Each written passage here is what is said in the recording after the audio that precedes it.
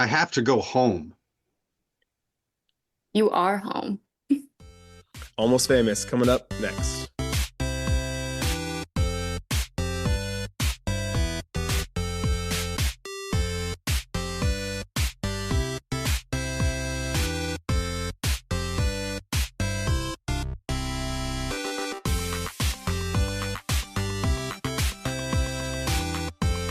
Welcome back to Nerd is the New Cool. I'm Justin. With me, as always, is my very good friend, Mr. John Lambert.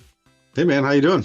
I'm great, especially since we get to talk about a movie that we kind of forged a lot of our, I don't know, upbringing in college, Our um, youth, yeah. youths, and we're joined by a very special guest, Miss Jordan Vollmer. Hello. Yes. Welcome, Jordan. So Hi, thank you for having me. yeah, we're Of really pumped course. about this. So Jordan, when we kind of were, well, let's be honest. I mean, I just want you to share, like, why was this the episode that you want? This is the first time you're on our show, right? And why was this the one? Why was this the debut episode? I think because I saw this movie for the first time, I think in high school, and have seen it probably 500 times since. I feel like it's a movie that John and I quote a lot to each other, so I thought it would be appropriate. We bonded over this movie quite a few times. Yeah, I mean, it's an easy one to do. It's got so many layers. I should have mentioned we are talking about Almost Famous because it's the 25th anniversary. I mean, they got it from I mean, The they title. clicked play on the episode, so I mean, they know what they're getting into. There's so many things to talk about this movie, and to your point, like, yes, it's quotable, but it's quotable because of the different genres this movie kind of makes its way through, right? It's a drama, it's a comedy, it's a I don't know, a story of like growth. It's a story of like It's a coming of age, coming of age. yep, Um, so to so speak, so on like multiple levels because it's a coming of age of William, but then a coming of age of the band itself. yeah, well, we're gonna get to some information about the band here in a minute. Yeah, So I think I know the answer to this for you, me and Lambert, when we first saw it college, right? had Dorm. to be. This was another fraternity movie. I don't recall. Definitely not in the theater. I don't. And based on the facts and the numbers that we'll get into later, not surprising that we did not see this in the theater because not many people did. But it's kind of a shame that it didn't do as well at the box office as it probably should have. This was definitely a DVD watch. Jordan, when was the first time you saw this? I've been in high school. I want to say like freshman year of high school. It's like 14. Hmm.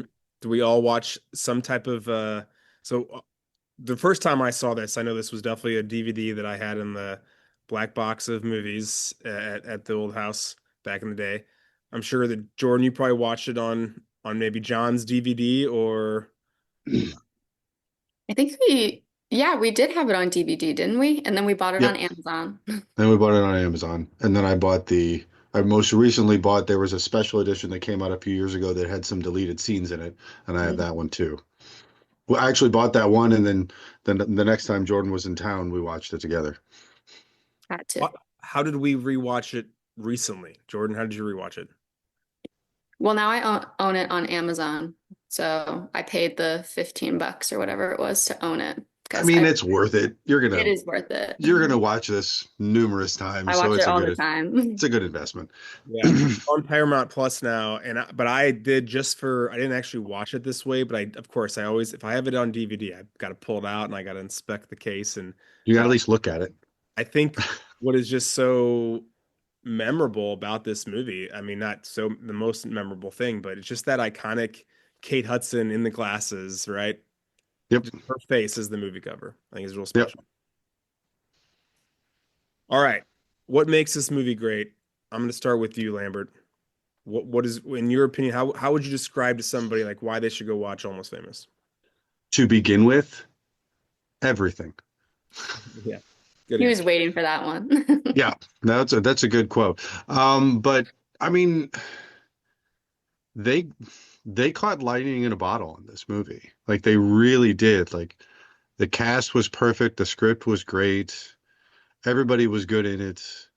The story is it probably on a personal level, the story always resonated with me because it's widely speculated, half known that this was based on Led Zeppelin, who is my favorite band of all time, and you can kind of see some similarities in the casting, Mhm. and then sometimes you can't.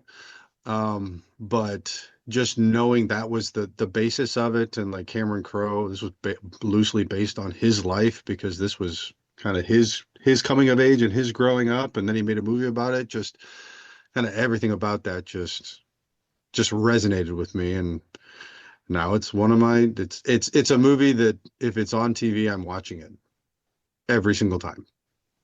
I think the autobiographical aspect of it is definitely like a if you are into music, if you love the history of music, it's fun to kind of watch that and think, I wonder what band that was. I wonder what crazy person did that. I wonder, and Right. we got some answers by the way, but it is fun to on the original watch to think about that, especially again if you're Hmm. super into like rock and roll bands from the 60s and 70s for sure. Jordan, what would you tell someone if they'd never seen this? Like, what makes this movie special? I think it does a really great job at portraying how music kind of brings people together. I feel like you see a lot of different personalities and a lot of different people coming together for this band, and then like playing off like the coming of age part. Just it shows these kids like experiencing these crazy adventures and like following this band because they love the music. And I don't know, I feel like that was always really cool for me to watch. Also, with the aspect of it being partially based on real life, I think is really special. I mean, it's well said. What a time to be alive where you could just go follow a band around as a 18-year-old, quote unquote. Just what you did. Yeah. Really, I'm I mean, 16. I'm isn't actually that, 15. yeah, actually 15, right? Isn't that wild though to think that that was like a normal thing? And I know that there are groupies and there are people that go around with bands, but that just harks to a different Mhm. time of rock and roll and music, period. Yeah. Oh, yeah. I think you both hit on the two things that I was going to say is I love the again, let's talk about Cameron Crowe and let's first start with what Jordan just brought up, which is the soundtrack and just the music in general. And That's another soundtrack's awesome. I just want to talk about I know how good this soundtrack is. I've owned this soundtrack. I have this soundtrack on Apple Music. But it's kind of like honestly, it's like Garden State where you don't realize it till how good it is until you're like, maybe I'll listen to that soundtrack and you're like, fuck, it's like 10 bangers in a row. Like every song, you're like, how is the next song better than the last song? The first time I ever heard Simple Man by Leonard Skinner, this soundtrack was the first time I ever heard that song. I mean, for me, you just want to can I rattle off the songs real quick and then we can Yeah, maybe go ahead. I don't know if you Yeah. want to share your favorite or your favorite moment when I this. know her favorite, but but Okay. I'm not sure what mine is. All right. I do have my exact favorite, yeah. Yeah. I was gonna bring up that scene later on. I have it in my notes. No, you can. We can still do that.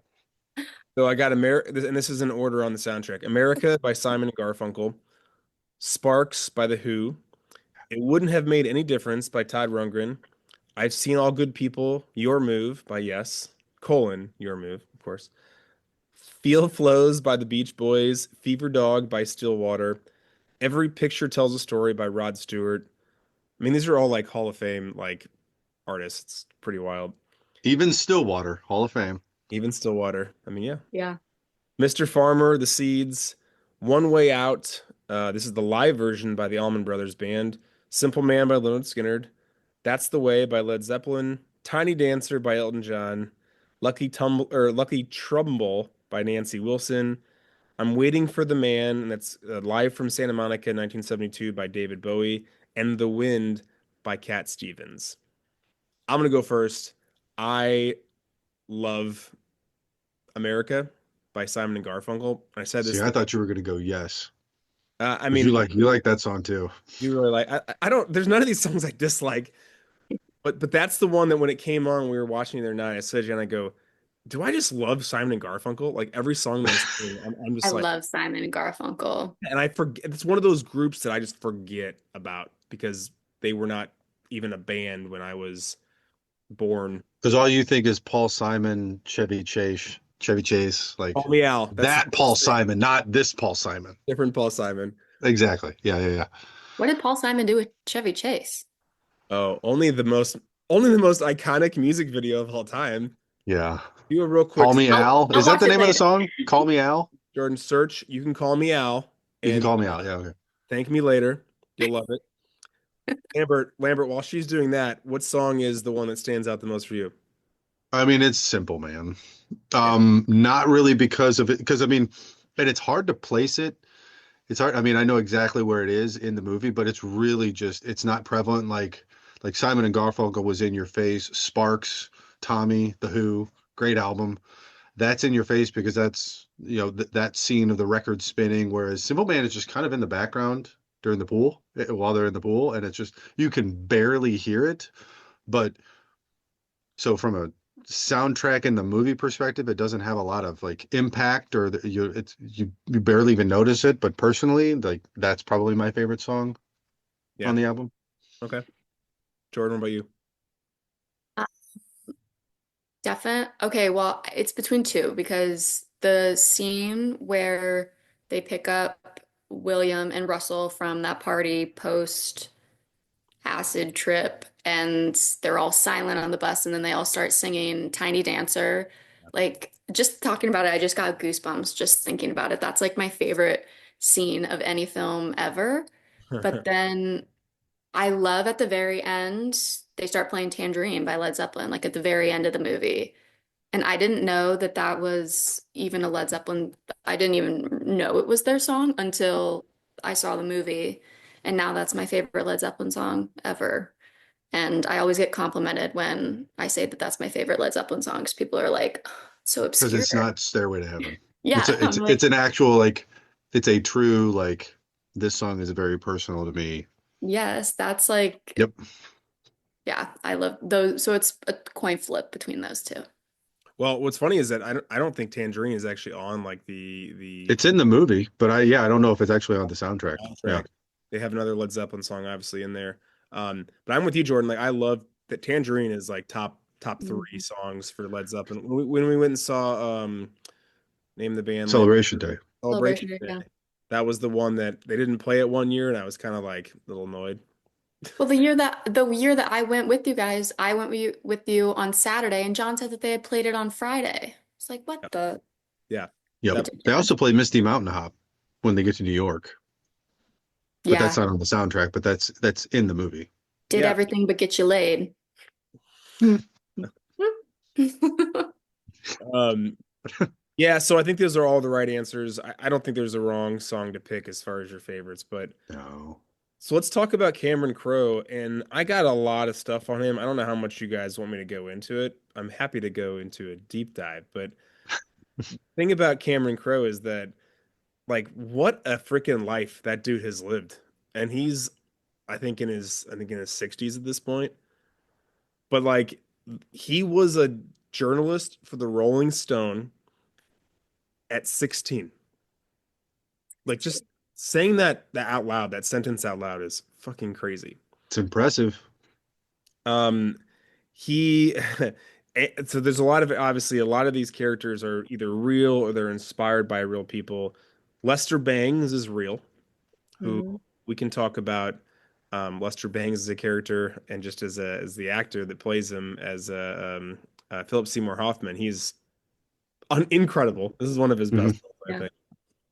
And then Bang Fong Torres also is a real character. The real editor, Jan Stenter, the publisher, that's a real guy.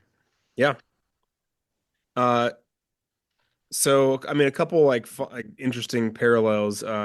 In Almost Famous, William's first contact with Fong Torres is over the phone, where Fong Torres tells him that he thinks he should be writing for the Rolling Stone, and there's a whole back and forth, and eventually calls back, and it's a think piece.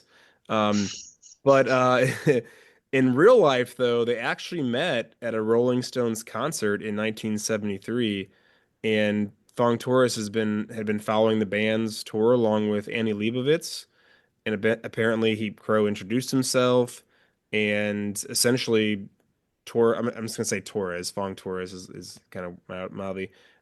He said, "Write me a 750 word paper about the band Poco," and kind of the rest was history. He's pretty much hired after that. I don't know Poco. Do you guys know I Poco? don't, I I know don't think I've Poco. heard of You do. folk. Okay. Yeah, Timothy B. Schmidt, the bassist for the now bassist for the Eagles. That was the band he was in before Oh, he joined the Eagles. He was in okay. Poco. Yeah, It's a yeah, yeah. California band. I don't know any of their songs, but yeah, now that you say that. Yeah, that's I don't know any of their songs either. I just Yeah. remember that Timothy B. Schmidt was in that band. Well, I always defer to you, Lambert, on music trivia. I'm just here You to. can defer to her too. She knows quite a bit as well. You two can be in charge of that. I'll just direct the ship. So, but there is similarities though, because when Fong Torres met him, Cameron Crowe, he didn't know what his age was. He still hired him, even though he was 15. And then he only found out because he called his house, and apparently his sister picked up, and he's like, "Oh wait, you're not an adult." And but he hired him anyway. But I would damn, love you're a to see good a writer. picture of him at 15. Like, did he look young? Did he look like a 15-year-old? He couldn't have, I guess. I don't know. I mean, I feel like in the 70s and 60s, they all had like, I mean, just wild hair. You can kind of He just looked older, yeah. cover it up in different ways. Almost Famous, their fictional band Stillwater was inspired by a couple different bands. Led Zeppelin's number one, the Allman Brothers is number two, and then also the Eagles. Kind of a little mixture of all of them. Robert Plant apparently inspired. Do we know what line he most likely inspired? I am a golden I god. am a golden god. Apparently, that's something that Plant said, and that's something that Plant, quote, came to think of himself as such. Shouldn't surprise. Rightfully so. I was just gonna say, can't argue with that. Yeah, Got can't fault his logic. the blonde locks. But having said that, though, Russell Hammond actually he's actually loosely based on Glenn Frey of the Eagles, and apparently I in mean, you could the look, yeah. uh, Mm. did I say it wrong? I said Glenn Frey. Fry. Glenn Fry. Yeah, that's what I meant. Sorry, Glenn Fry. Cut that. Cut that. In real life, apparently, Glenn Fry actually uttered the sentence, "Look, just make us look cool." To I've heard that, yeah. I can see him saying that. I can Yeah. absolutely see him saying that. He seemed like a cool dude, so the fact that he said that Yeah. is kind of crazy. He has a really good quote also that Crow shares later on, Glenn Fry, about how to get a buzz correctly. And he says, have you heard this, Jordan? Yeah, that's what I tell my dad to do. Oh, what's Say it anyways. so here's what it Educate is. the audience. Because if you want to quote, if you want to drink or craft a buzz correctly, you walk into a party, you drink 2 beers quickly. Then you drink a beer every hour and 15 minutes after that, and you'll have a buzz. You'll never get too embarrassed. Hmm. Good advice. There's good advice. Words to live by. Um, so let's see, what are some other things? A couple things just about Crow himself. In 1973, he actually spent 10 days following the Allman Brothers on tour. Apparently, Greg Allman initially denied Crow's accounts to Rolling Stone's fact checkers, but because he was more open to Crow about the toll of losing his brother than he expected to be. But eventually, he did corroborate the story. So I think that's kind of like where that part of it comes in. Again, it's like an amalgamation. Like the whole like all the characters are like a combination of all the different um, bands he toured with at one point. Penny Lane is actually a real person. Sorry, Penny Lane is also a combination of people. Apparently, it's Babe Bule. I definitely said that wrong. Pamela DeBars, and then also Penny Lane Trumbull. So the name is kind of based off her, obviously. Babe Buell is a singer and former model who is apparently active in the 70s rock scene. She dated Todd Rundgren and Steven Tyler. That's Liv Tyler's mom. What? So we know who she is, and she's one of the original quote Band-Aids. The Pamela Desbares or Desbars, she wrote a book that's called I'm with the Band. I've heard of And her. yeah, I have that book if either of you want to read it because it's just like the movie, really, like the stories that she has to tell about being backstage and like touring with bands. Super interesting. Well, she's the one that came out against the movie the most, was like, these aren't things that really would happen. She said, They never would have sung Tiny Dancer together. Wouldn't have been something that was true. Um, anyway, Debbie That Downer. seems like a small thing to Pretty just simple. one song they wouldn't have sung together. You know that really great scene in your movie? Yeah, that never Yeah. would have happened. Nope, cut it. Oh well. The main inspiration that he says it credits Penny Lane is Penny Lane Trumbull, and he actually says that she ended up making good on her goal to go to Morocco, and eventually just kind of like disappeared after being like a pretty prolific groupie. Um, and she actually assembled the group called the Flying Garter Girls, which apparently was what the Band-Aids were modeled after. And she's come out and did a bunch of interviews about this as well. So I'm almost done with facts, I promise. I like the facts. Hit me. All right, in the film, William's father died when William was very young, but in reality, Crow's father passed away in 1989 when Crow was already grown up. But the mom is like a big influence, and his mom, again, is the same name, Alice. She was a professor and active in social causes. And apparently, during filming, Alice was weary of how she'd be portrayed. And Frances McDormand, who let's talk about her a little bit later on about how awesome she is. She assured her that it wouldn't be like a caricature, and apparently they got along really well.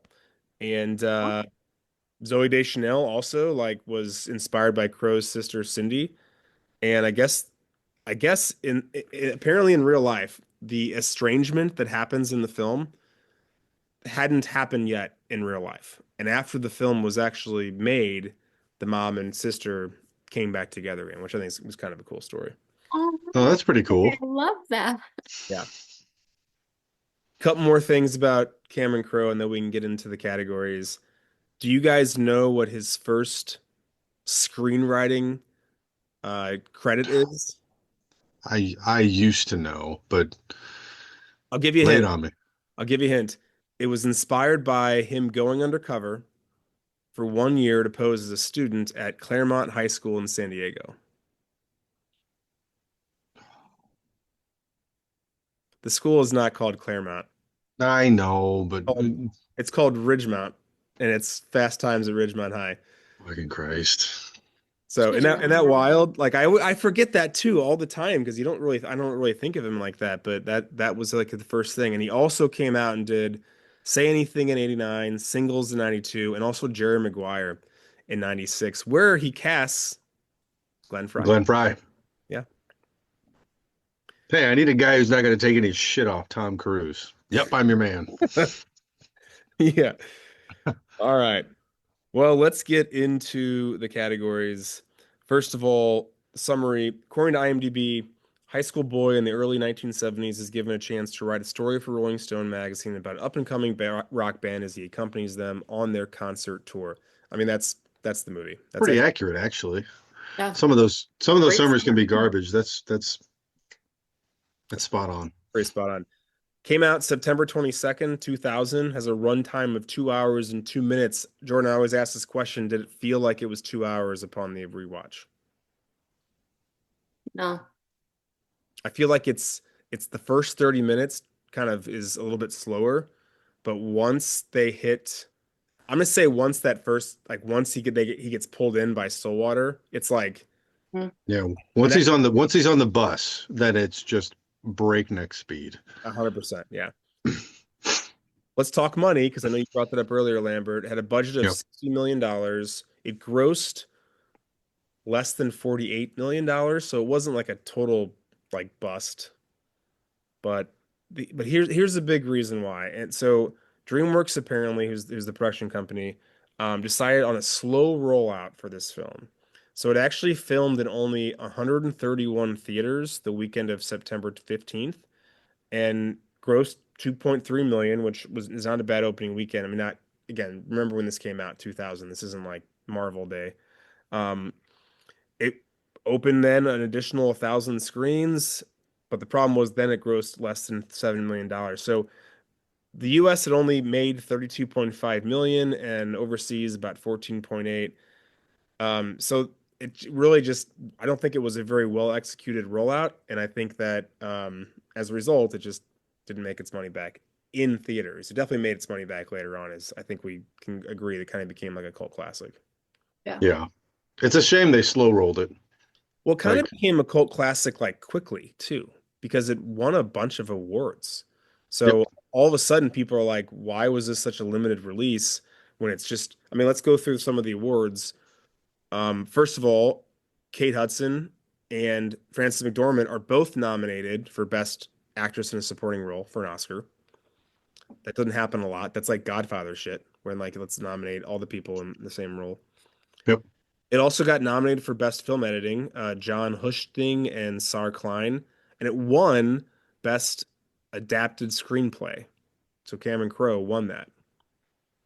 It also won the Golden Globe for Best Motion Picture, Comedy or Musical, and Kate Hudson won the Best Golden Globe for Best Supporting Actress. Can't spit it out. So it knocks off a bunch of awards, and all of a sudden, by the time we're in 2001, people are like, "What the hell is this movie?" This is an autobiography about a kid touring with 70s bands. I'm in. Sign me up. That was me.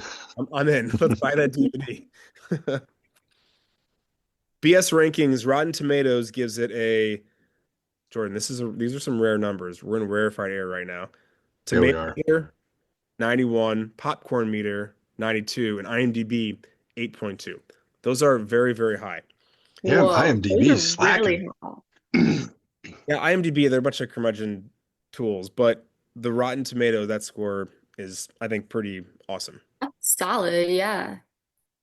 All Well right, deserved too. 100% well deserved, yeah. The Spielberg Award for directing, again, goes to Cameron Crowe. A couple things he's directed. We already mentioned Fast Times. I guess I only really mentioned that he wrote You those, mentioned what he wrote. Yeah. but he directed a lot of the things he's written, which is, someone who's, kind of smart does that. In fact, this is an interesting person. Let's just go ahead and do the Spielberg Award for directing and the Tarantino Award for writing at the same time because they're like the exact same thing.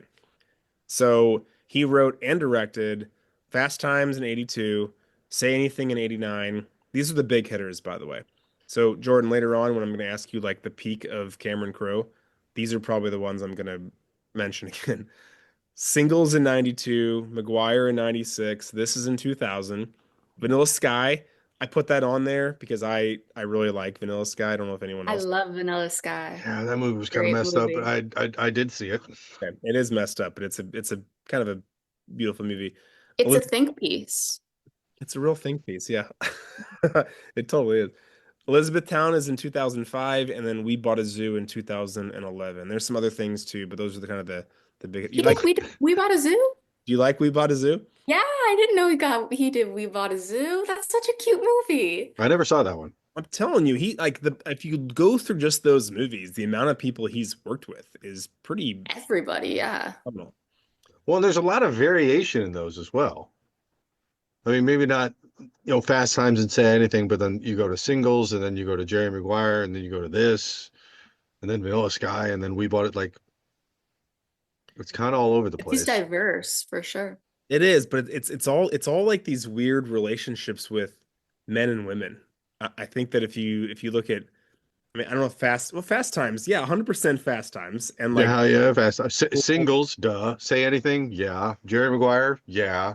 This, yeah. Vanilla Sky, yeah.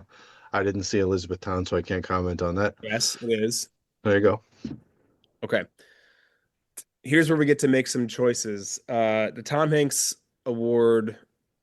So Patrick Fugit plays William Miller, and Kate Hudson plays Penny Lane. I probably could have put some other people on here for. No, actually, I don't think I could. Like, I mean, you could have put on like Billy Crudup and Frances McDormand, but those two are the main characters, right? Yes. The Yeah. movie centers around them. I'm really curious what you guys think about as far as like who's the best like main character in this. So, Jordan, you're the guest. You get to go first on this one. I gotta go with my girl Penny Lane. I think I was gonna say, for not to spoil for later, but I was gonna put her for my steals the show, but I actually have somebody else. But I do think that she's just the best. She adds like a not at all that I think that like William would be boring without her because I don't think that that's it at all, but she just adds like spice to like his whole story. And Yeah. yeah, I gotta go Penny for sure. Well, Kate Hudson was 21 at the time, so I think that performance is pretty incredible. William or Patrick Fugit was only 18. John, do you have a differing opinion, or is it the same one? I do not have a dissenting opinion. I was going to say Kate Hudson as well.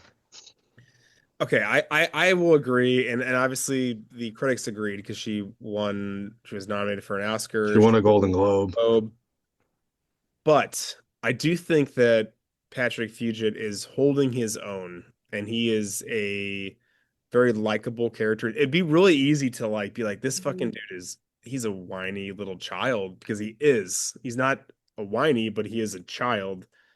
It would be pretty Yeah. easy to not like this character. And I think he plays it just innocent enough. Like this was hard to recast. This is a really hard person for me to think of. This was a really hard one because it's hard to recast like an unknown. Nobody like all every other actor and actress in this movie, like you know them from something else. This was the first and most popular thing that he ever did. Yeah, So recasting an unknown is well, it's impossible. So I'm sure we did our best. we'll see. Time will tell. The other four Jacksons. So Billy Crudup plays Russell Hammond. Frances McDormand plays Elaine Miller. Jason Lee plays Jeff Bebe, Bebe, BB, Bebe. Phoebe? BB, the Zoe. Jeff Beebe BB Band. Oh yeah, okay, that makes sense. Zoe Deschanel plays Anita Miller. Anna Paquin plays Palexia Aphrodisia. That's a made up name. Wonder what that means. Philip Seymour Hoffman plays Lester Bangs. So, John, you get to go first on this one. This is a hard one. Do you want to just do top three, like rank them? I'm okay. No. I'll pick one. I'm gonna go Russell. I'm gonna go Billy Crudup. Billy Crudup. Okay. Billy Crudup. I'll go next, and I will agree that Billy Crudup is incredible. They're all incredible. I was gonna say Frances McDormand plays the role so amazing. I mean, She plays a good mom. Jason Lee plays like himself and yet somehow not himself. Like he's just I'm gonna try and advocate him for award later on, but I I fucking love Philip Seymour Hoffman in this movie, man. He's so good as Lester Bangs. So I gotta go Philip Seymour Hoffman. Jordan. I think I think I'm gonna go with Frances McDormand because I think in like kind of in the same way that you were talking about Patrick like portraying William, I feel like the mom, like the way that the mom's written, she could be like Yeah. unlikable, but I feel like Mhm. Frances plays it in a way that I'm still like I love like I understand why you're doing the things that you're doing. So I think she did a really great job. You're sympathetic to her, even though she's the overbearing, overprotective mom. And you're right, Hmm. like you should not, you should be like, Mom, like, come on, like, take the training wheels off, right? Yeah. Right. You're like, no, I get it, man. These kids are kind of dicks. They need to get screwed Yeah, over a little bit. These I kids are get kind of it. crazy out here. I get it. She had the right to be concerned. Yeah, And she makes the character very likable for me. yeah. Okay, I think that since she also was nominated for an Academy Award, we'll give it to her. As that's the tiebreaker. Backup singers: Jimmy Fallon plays Dennis Hope. Uh, Rainn Wilson plays David Felton. Jay Baruchel plays Vic Munoz, the really annoying Uber fan of Led Zeppelin. Peter Frampton, you're going to recognize some of these names, obviously. Peter Frampton plays Reg. Mitch Yep. Hedberg plays the Eagles road manager. Eric Stonestreet, as we know from Modern Family, is the Eagles road manager. I'm sorry, is no, he is Sheldon, the desk manager or desk She clerk. really freaked me out, man. Yeah. Mark Maron plays the angry promoter that chases after them as they bust through the fence. Lock the gate. Yeah, okay, hold on, more on that. And finally, Nick Swardson plays, quote, insane, Bowie fan. And if you He don't, just yeah, and he It's all he yells Bowie. is that's Bowie. you guys know who Nick Swardson is, like what he's been. Yeah, Okay, all right, okay. yeah. I Yeah. know who he is. I know him. He's I been a know, lot of stuff. I know him as the skater from Reno 911, but uh, okay. Do I go first on this one? I think. Yeah, go ahead.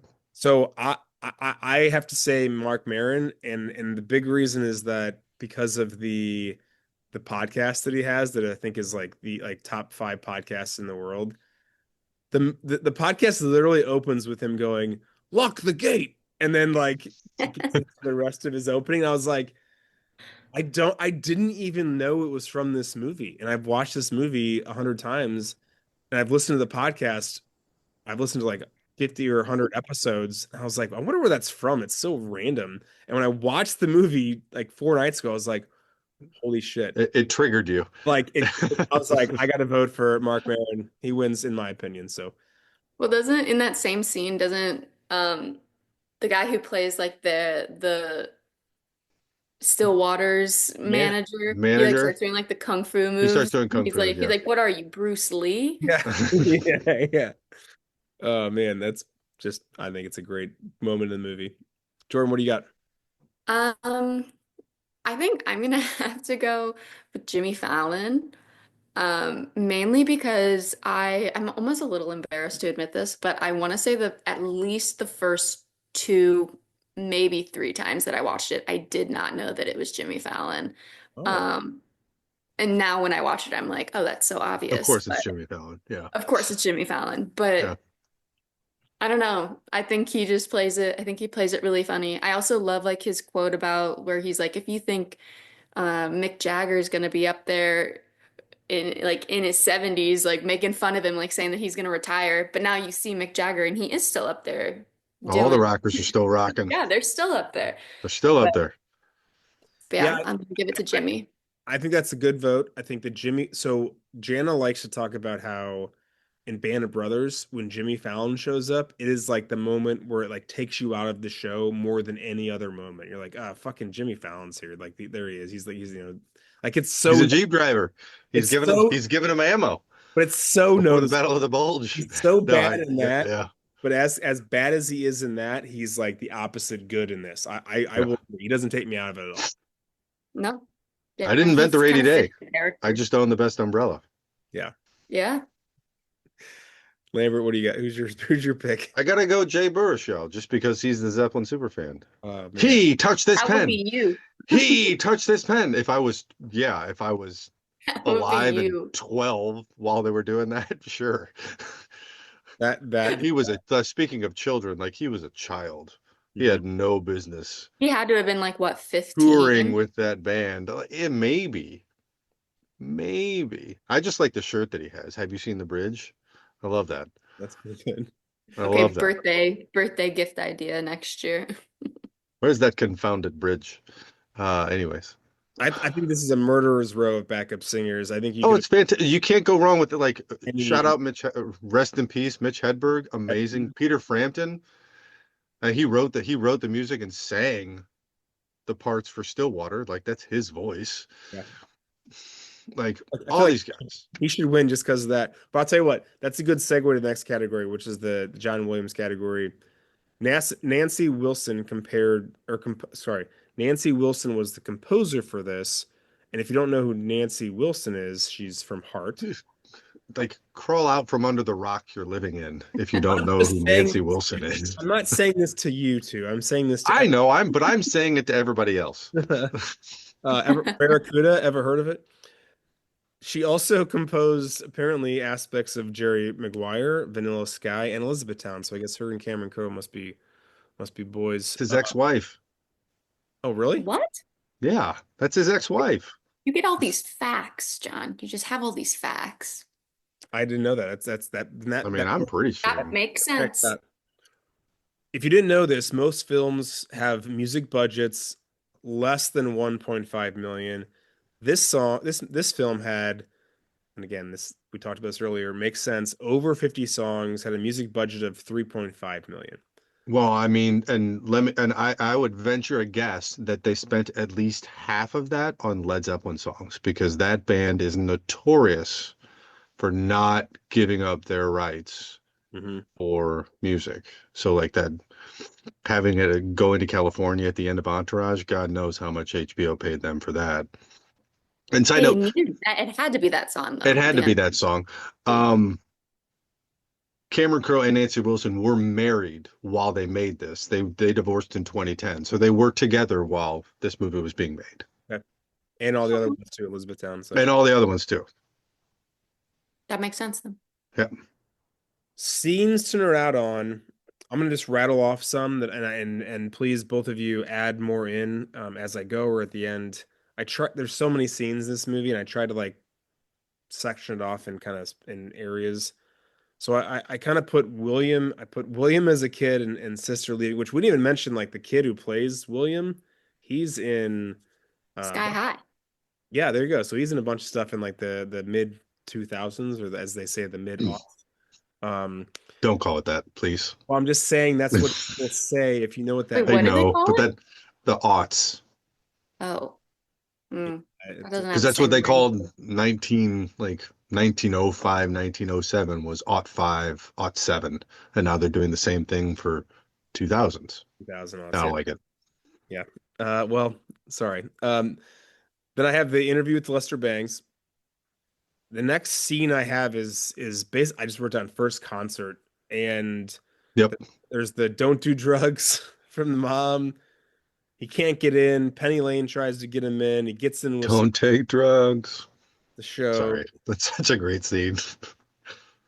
The next part is now he's kind of with the band, and I just wrote down t-shirts, which is kind of a big See, deal. I wrote down the Hyatt House, the Riot House, Oh, okay. Yeah. Oh There's yeah. that's a good scene.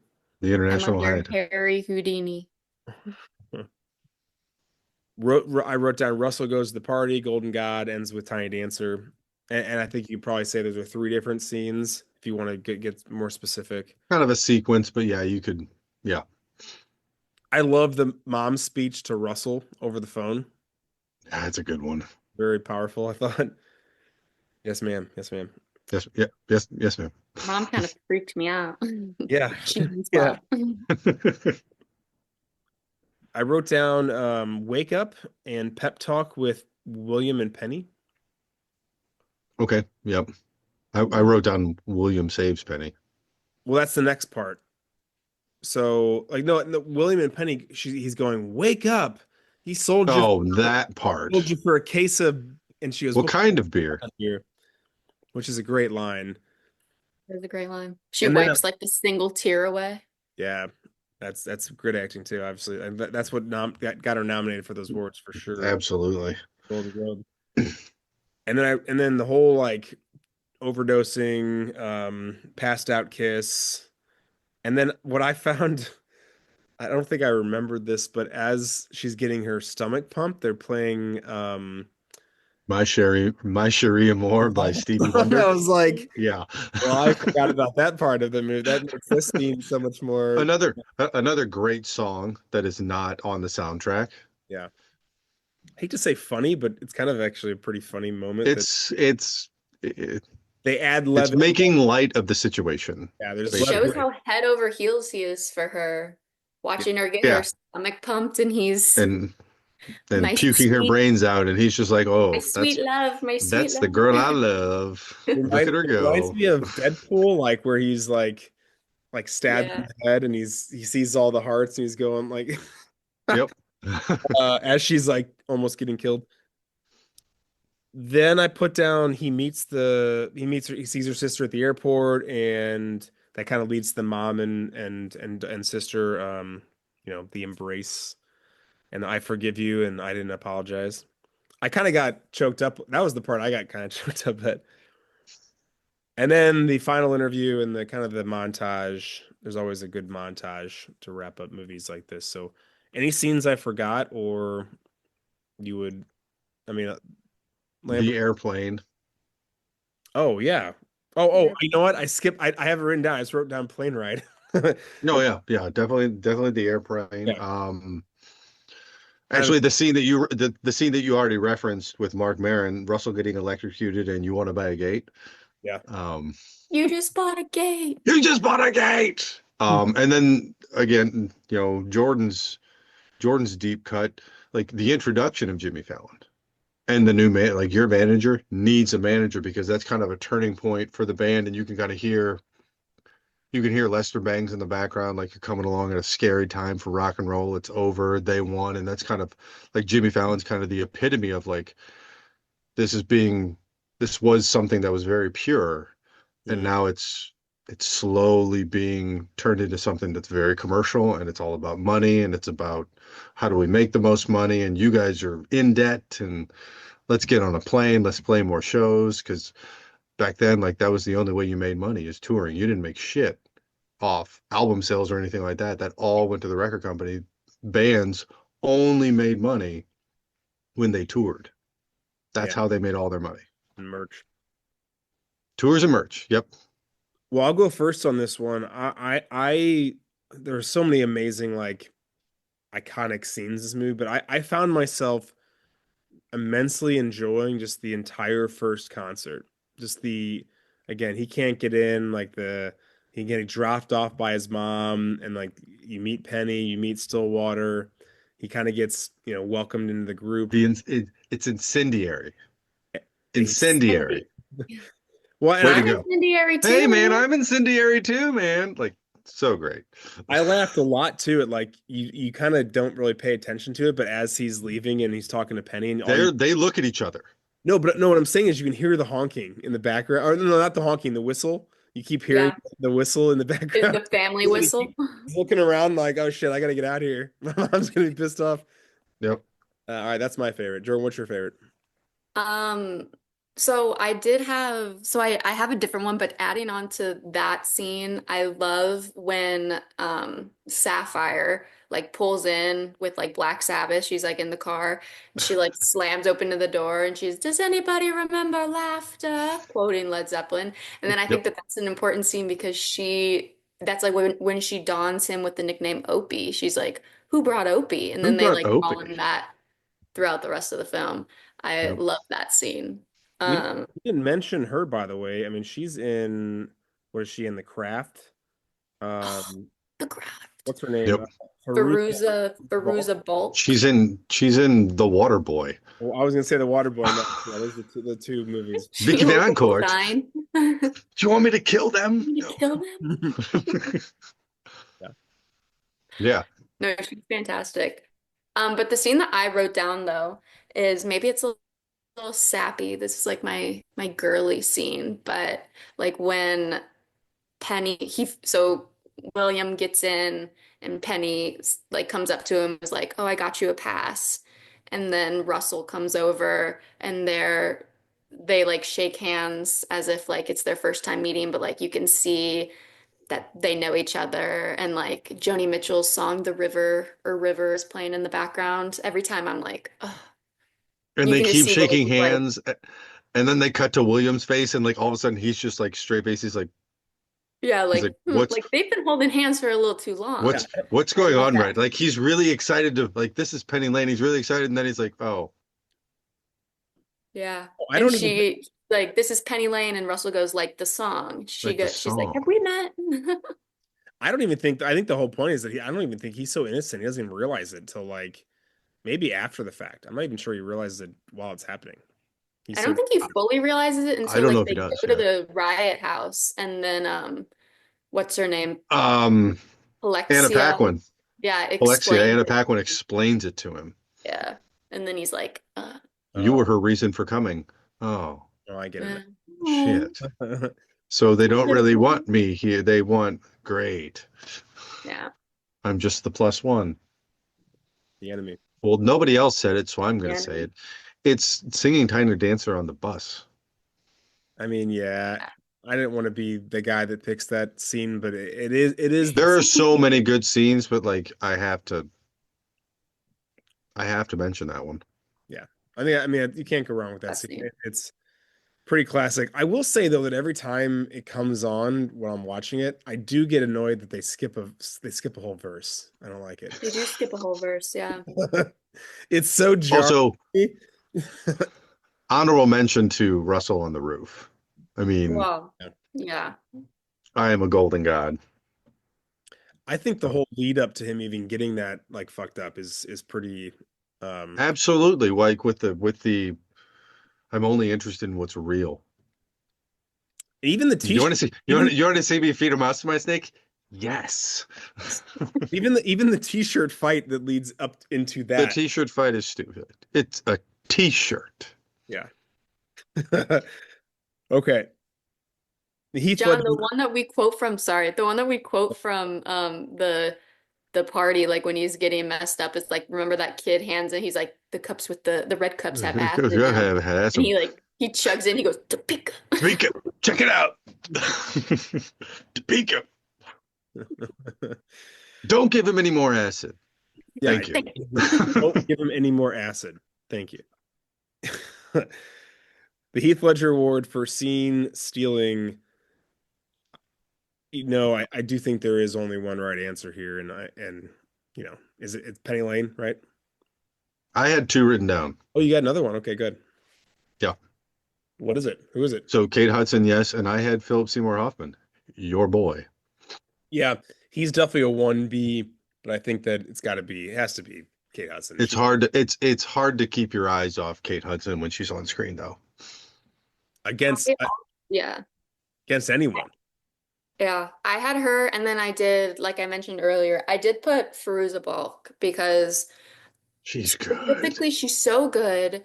She is kind of like a background character until like remember towards like the very end, she like has like that little heart to heart moment like backstage With Russell, yeah. being with Russell. She's like, these new girls, they don't use any protection and they eat And all the and they steak. eat all the steak. But I feel like that was like an important conversation for him to have to like call up Penny and Everyone knows what you did to him, yeah, even Penny Lane. yeah. Oh, I get Yeah, goosebumps just talking about this movie. Yeah, there's a lot of moments. She is great, and she has a really good physical comedic moment when she's trying to tell William that his mom She runs up. to the wall, and then Your mom called. we take it back to the phone call with mom, and she says this whole thing, and then she goes, "This is the maid, by the way." This is the maid speaking, by the way. Is this Marianne with the With the pot? pot. No. All right. Well, having said that, Kate Hudson wins it. Definitely, yeah. Dante's Peak. So let's go through a few of these folks and just, I don't know, argue if this is in fact their peak. So I got Billy Crudup up first.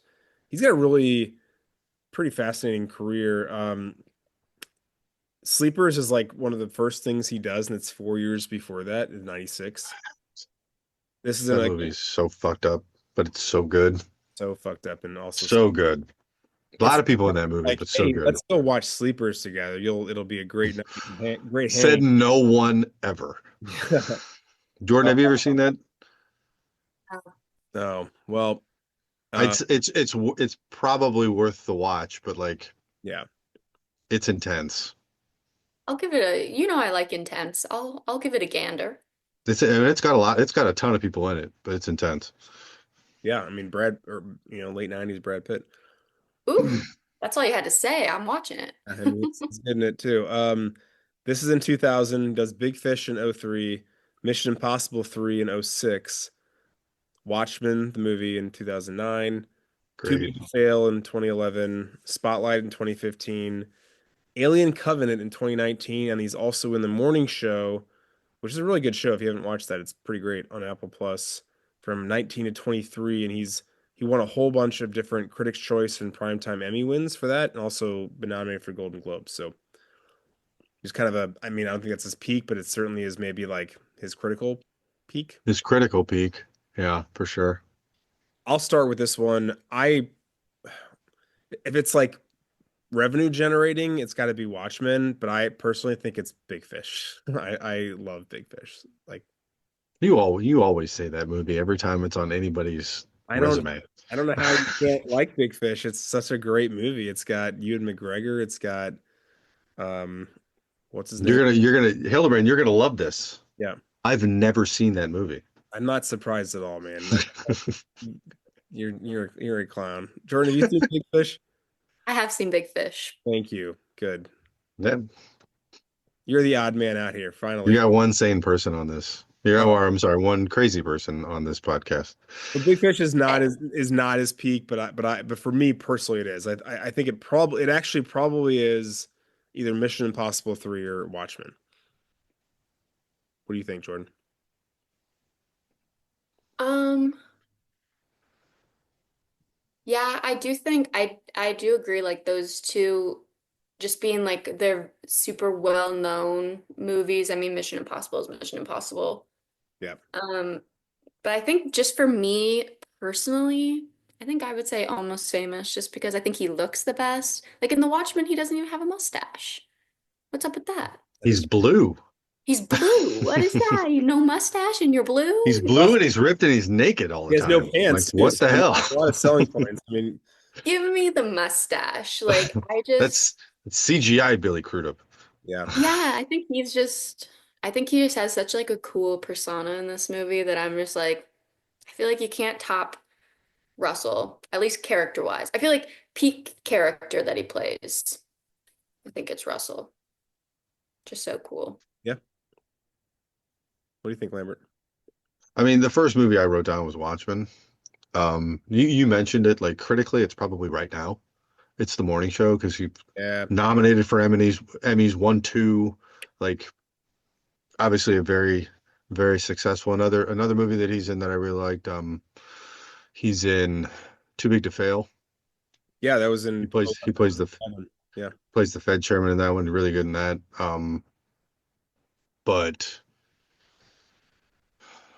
yeah, I mean, it depends on like it's commercial, it's creative, or it's personal. In Jordan's opinion, like, I mean, personally, yeah, I'd probably say either this or Watchmen, just because those are the ones. But I like if you say Billy Crudup, I'm gonna say this movie. Like you say his name, I'm gonna think of this movie first, more than anything else. He's got such a unique career because he kind of does like character acting like in this movie and in Sleepers and then he does like IP with Watchmen, Mission Impossible 3, Alien, Yep. Too Big to Fail and Spotlight are basically like documentaries. I mean, they're not actually, Spotlight was up for Best Picture. I mean, right? And then Too Big to Fail was a very similar film, but about the About the financial crisis, yeah. and Morning Show is great. Again, he's so good in the Morning Show. I think that's actually one of his best roles. But I think we probably need to land on Watchmen. But I think that the cool thing about Billy Crudup is that you can have a lot of actors or actresses. You're like that's the moment. I think it kind of depends on what resonates the most for you based on Yep, their performance. So for sure. speaks to his range. Speaking of range, just kidding. Jason Lee is the next person. And listen, I say that lovingly. I fucking love Jason Lee. In fact, we just finished the season of The Residence. Have you seen that on Netflix? I've heard really good things about it. It is fucking incredible. And it's basically a murder mystery in the White House. And Jason Lee is like Oh, nice. president's brother, I think. So good. He's basically playing the same character he plays in every movie, but So what you're saying is he's playing himself. he's playing My Name is Earl mixed with no, you know what? He's playing what's his name from Mallrats and Chasing Amy. That's who he's playing. Banky, And it's like which is incredible. himself. Incredible. He's like a poor and I love Jason Lee, but he's like a poor man's Ryan Reynolds because Ryan Reynolds just plays himself. Yeah. Every single movie he's in, Vince Vaughn too. playing himself. How's that for spontaneous? Too little. You said it wasn't. Yeah, You said it was a good size. all right. Fucking ball rats. Love it. So Mallrats is Speaking of peaks, no. Mallrats 95, Chasing Amy 97. A lot of these are Kevin Smith. Kevin Smith. What's the name? He was in Dogma too. You Askew, I think is what's called. Dogma's in 99. This is in 2000. Jay and Silent Bob Strikes Back is in 01. He's also in Vanilla Sky. I kind of forgot about that in 01. I forgot about that too. Dreamcatcher in 03. He's in The Incredibles in 04. That's a fucked up movie too. Dreamcatcher. Incredibles? Oh, No, not incredible. I know. I was kidding. I know. They play in The Incredibles. He He's plays the bad guy. He's Syndrome. Syndrome. Yeah. He's the voice of Syndrome. Yeah. You guys That's- just gave me a How I Met Your Mother glass shattering moment. Yeah. He's so Yeah, he's totally Syndrome. Oh my God, now I can now, yeah, Yep, duh, you got sew him. Oh my gosh. Yeah. My Name is Earl from 05 to 09. Alvin and Chipmunks, he did 3 of them in 07, 09, and 11. And again, I said to put The Residents on this year. So I went first in the last one. So Jordan, you need to go first for Jason Lee. What do you think his peak is? I don't, I'm gonna go just based off of at least around my crowd, and maybe it says a lot about the people that I hang out with, but I'm gonna have to go with My Name is Earl. Like when I think That's Jason Lee, That's the right answer. I think My Name is Earl. Like he's so funny in that show. Yeah. But I'm gonna give an honorable mention to Alvin and the Chipmunks because those movies are good. I will take your word for it. You haven't seen Alvin and the I've Chipmunks? seen the first one. I think I might have seen the first one. Yeah. But Get you're right. ready, John. You have 2 little kids now. You're gonna watch Alvin and the Chipmunks. No, they're busy watching Star Wars. Yeah. Good job. Who talked them into that? I know what you're thinking. I've no idea. I don't know what you're talking about. They watch little Star Wars, so there's like Obviously, young- obviously. the young Jedi Avengers or the young Jedi Adventures on Disney Plus with like it's like cartoons. It's like little kids like that are Yep. probably not in actual Star Wars canon. They're not. That's what Siona says. I want to watch little Star Wars. Oh yeah, we can watch little Star Wars. Oh yeah. You were like, oh, darn it. Indoctrinate them as early as you He possibly. knows who, like every time Wesley sees a picture of Darth, I mean, he doesn't say Darth Vader. He's like, Darth Vader. That's close But he enough. knows he can point out Darth Vader, he can point out Yoda, he can point out a Wookiee, he can point out Ewoks, Stormtroopers, TIE fighters. That is your kid. That's He's for got it. He's 2. Anyways, the correct answer is My Name is Earl. I don't even change. That's what I Yes, we should. Yeah. that's what I wrote down too. Okay. so funny. So good. But you're right. But I do think it's important to mention, like, that's as a TV show. And on the big screen, I think it actually might be Dreamcatcher, just because that was a big Stephen King movie. Yep. Money. Can't go wrong with Stephen King. Or No. maybe this or Dogma or Mallrats or basically any Jason or It's no. What am I talking Yeah. about? No. It's The Incredibles. What the hell am I talking about? That's actually that's on the big screen for sure. Yeah, actually, yeah, now that you say that, now that you blew my mind and informed me that that's him in The Incredibles, yeah. He's so good, Syndrome. All right. So Philip Seymour Hoffman, we already kind of litigated this before. I think we came up with in 2006 when he won Best Actor in Capote. I think we I think we argued Yeah. it. I think I was like, no, the answer what we should be saying is we should be saying Big Lebowski, but that's obviously not the right answer. that's I he knew one had of such a these. small role in that. I knew one of you guys would bring up The Big Lebowski. I mean, probably one of my favorite performances of his was Charlie Wilson's War Hmm. with Yeah. Tom Hanks Tom Hanks. and Julia Roberts. He's fantastic in that movie. You know what else he's really good in is Mission Impossible 3. Again, we already mentioned that with full circle moment. Yep. He's the bad guy. Oh, spoiler alert, he's the bad guy. It's how many, like that's 3 of what are we on? 9? I think it's 7 and 8, part 8. I don't know. Like they stopped It's they part stopped numbering 2. them now. It's just like Ghost Protocol and Ghost Protocol 2 and there's another No, one it's coming out. it's part 2 of the 8th one, Fallout. Okay. See? Well, you have 9. Let's talk Kate Hudson. This is interesting. I think this is probably I don't know, maybe not. So first of all, she was in Home Alone 2, if you didn't know that. She plays choir singer, uh, which is kind of Yeah. fun. Memorable. Never would have got that. She's uncredited, by the way. She's in 200 Cigarettes in the year before this. That's the movie with like Ben Affleck and a few other people. I've Casey seen that. Affleck. This was in 2000 again. She was nominated for Best Actor or for a Best Actress in a supporting role. How to Lose a Guy in 10 Days is in 2003. Just want to make sure I say that loud. She's in Great. Fool's Gold in '08, Bride Wars in '09, Kung Fu Panda in 2016, and then she kind of takes some time off from acting. I believe she had a family and some kids. I think she had some. Yeah, And then she does Glass Onion recently in 2022, which is the Knives Out sequel. it's so John, you get some so good. dumb. It's brilliant. No, it's just dumb. I send that to I send that to people at work a lot. I mean, it's for me. It's probably How to Lose a Guy in 10 Days.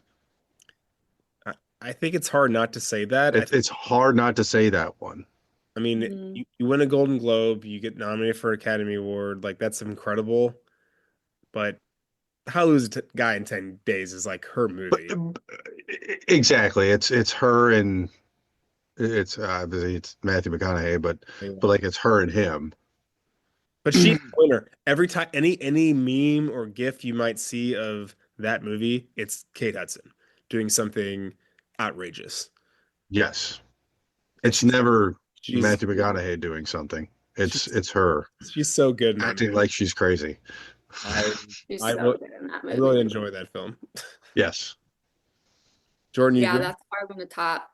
But I do. I also really like her. It's like I feel like it's like a lesser known movie of hers, but it's called A Little Bit of Heaven, and it's kind of a sad movie. Like not kind of a sad movie. It is a sad movie. She's like I think she's sick with cancer, and it just kind of like goes through her like saying goodbye to like everybody that she cares about in her life, basically.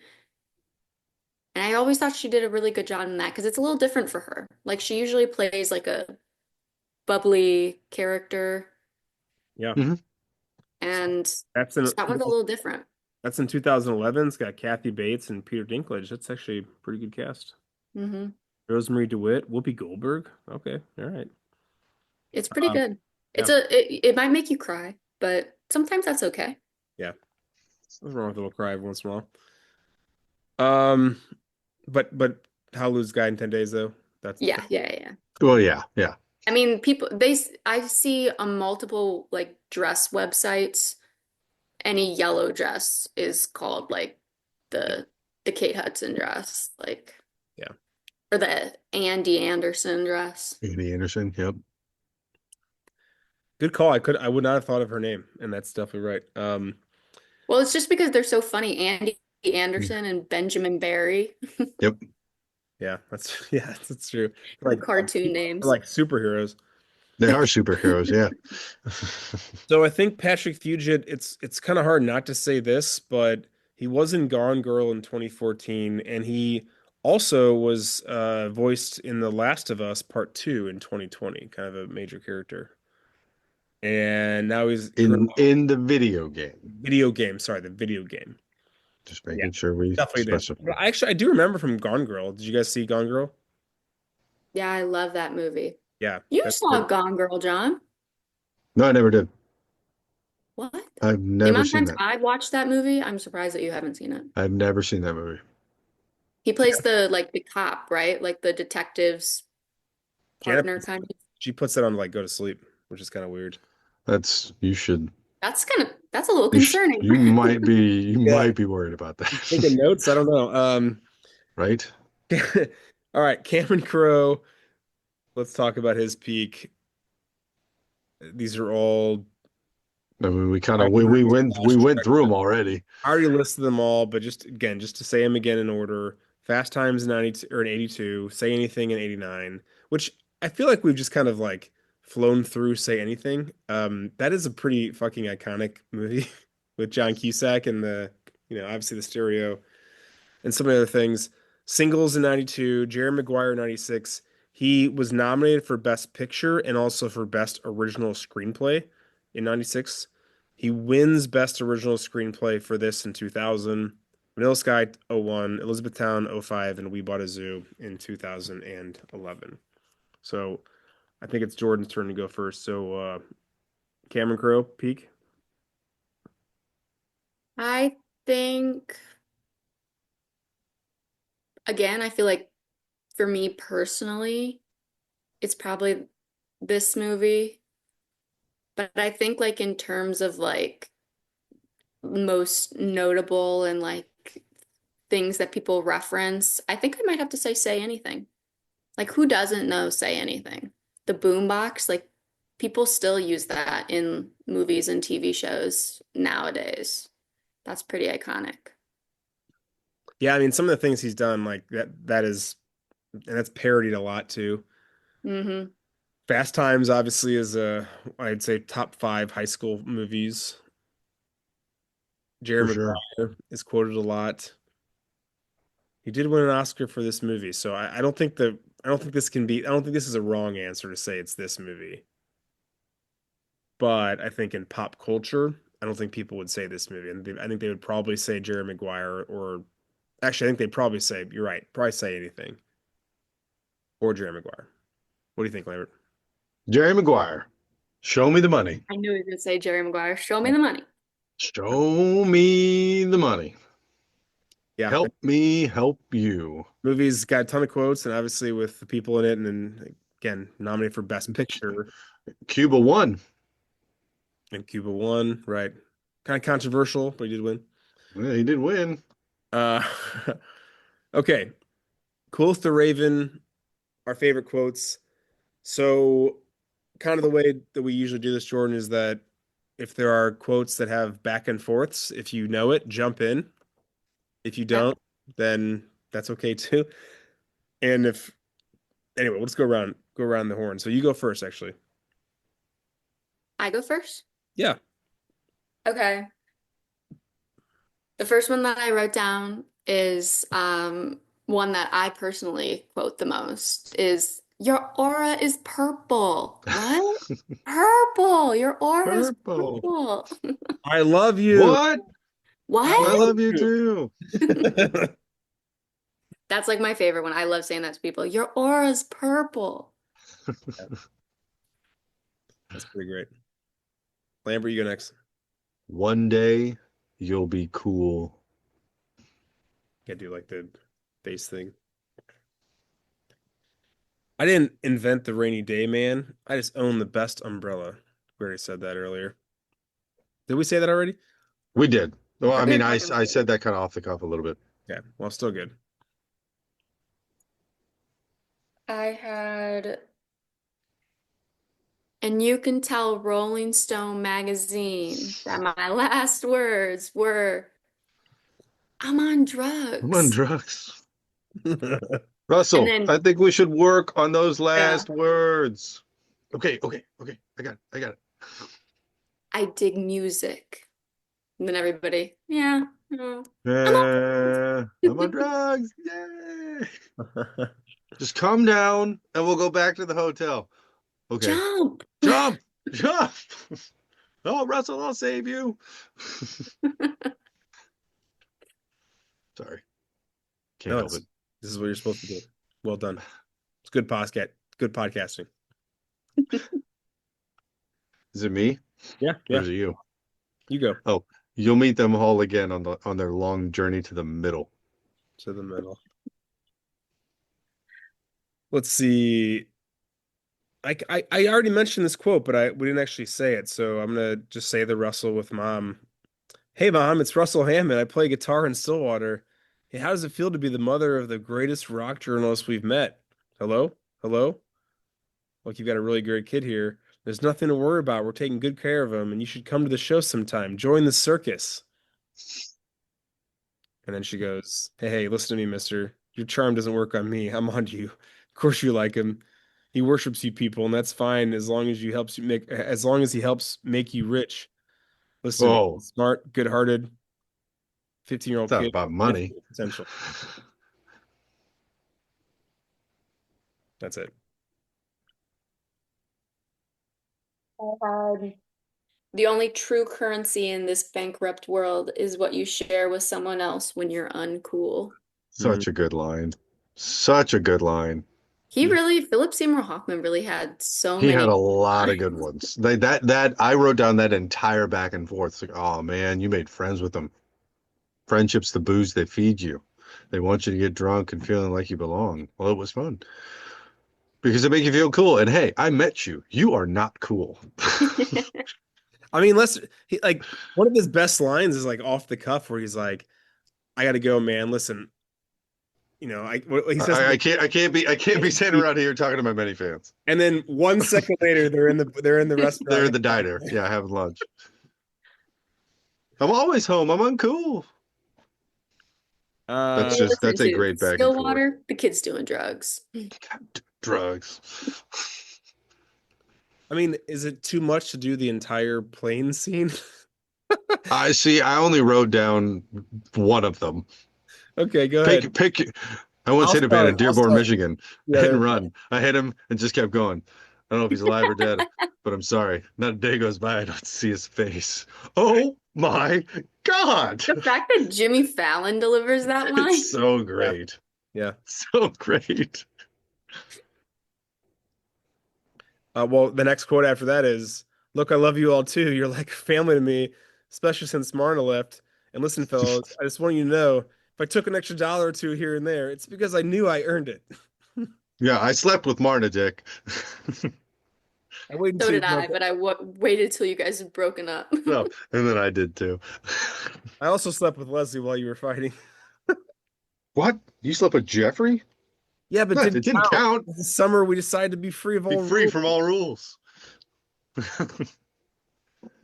And then I BB don't goes on a love you, pretty man. good. I never Yeah. did. None of us love you. You act above us. You always have. Finally, the truth.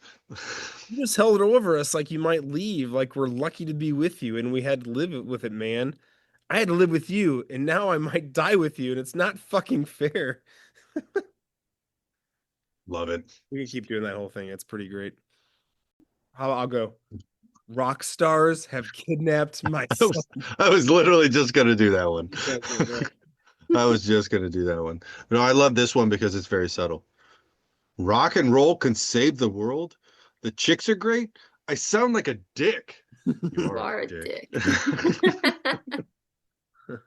Oh, I like after that one when Russell says like, maybe we just don't see ourselves for The way what we we truly- really are. Yeah.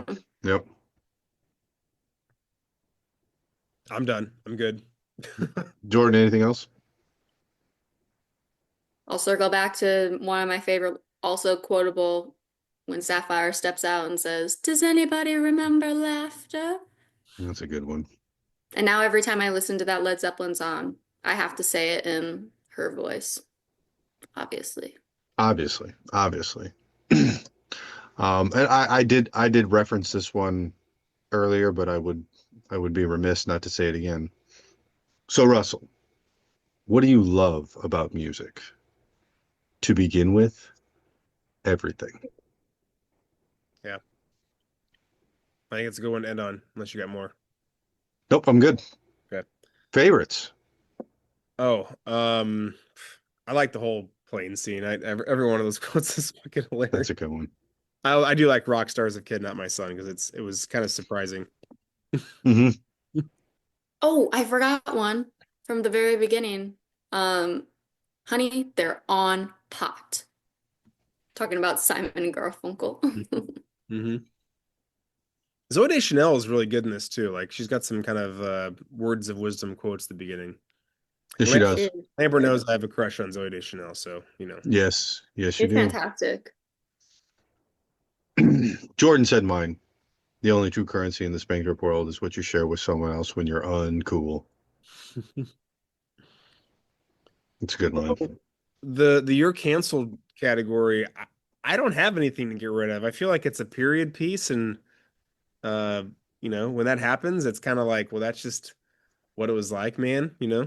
I don't know if you guys think there's anything that we would need to get rid of. I mean, obviously you could argue there are perhaps discrepancies in what's true and what's not, but it's also like based semi-autobiographical. So like, it's supposed to be kind of fake and a combination of a bunch of different stories. So nothing for me. Yeah, I didn't really have anything. I feel like I'm sure there's little pieces that if they try to remake it nowadays, some people would like be nitpicky about. But Do you know what they do now if it was being remade? It'd be about the 90s. That's what would happen. It'd be, does that make you guys Jesus. feel It would be old? about the grunge scene in Seattle. I Holy mean, it's true. shit. That'd be I'd watch that. I'd go see that movie. Me too. I would watch that. I'd also watch the boy band version if we want to go a little more. Of course you would. 2000s. I'm just, I mean, uh, Are you'd you have to jump ahead a few years. are you an NSYNC or a Backstreet Boy? I'm a New Kids on the Block. No, I'm just kidding. No, I'm probably in sync, gun to my head. But I do a buddy of mine listens to this podcast. He's gonna be mad I said that because he like goes to all the Backstreet Boys concerts. Like he's Who? Oh, a guy I work with at school. Okay, so yeah, I know. All right. I was You just love curious. Kurt, man. He's like one of the most unique people I've ever met in my entire life. He's fun to hang out with. He's a good dude. Uh, Brilliant teacher, like fully tatted, like on neck and everywhere else, and then like also loves Backstreet Boys and like Pitbull. It's such a unique butterfly. he's diverse, you know? It's very diverse. I Yeah. bet he and Megan would get along very well. Oh, they would. Oh yeah, she's a big Pitbull She's a fan. big boy band and Pitbull fan. They They go to would be shows together. best friends. Yeah. All right. Another Spider-Man.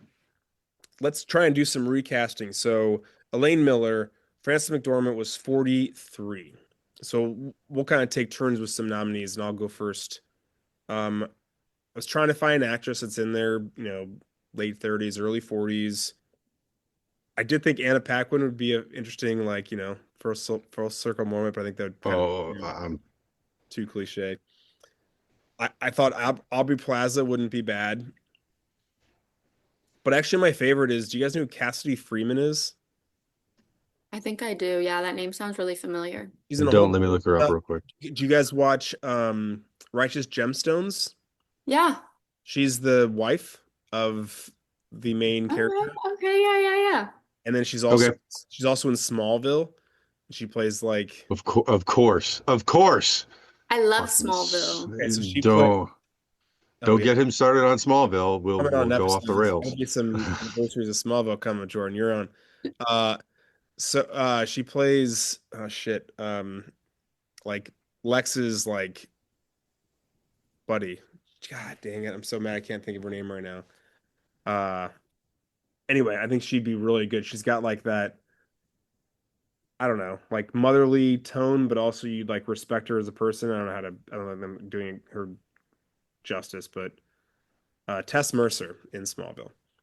Okay. Anyway, She plays Lena. Lena Luthor is who she plays. well, it starts as Tess Mercer and then it's revealed. Spoiler, Lambert. Spoiler alert.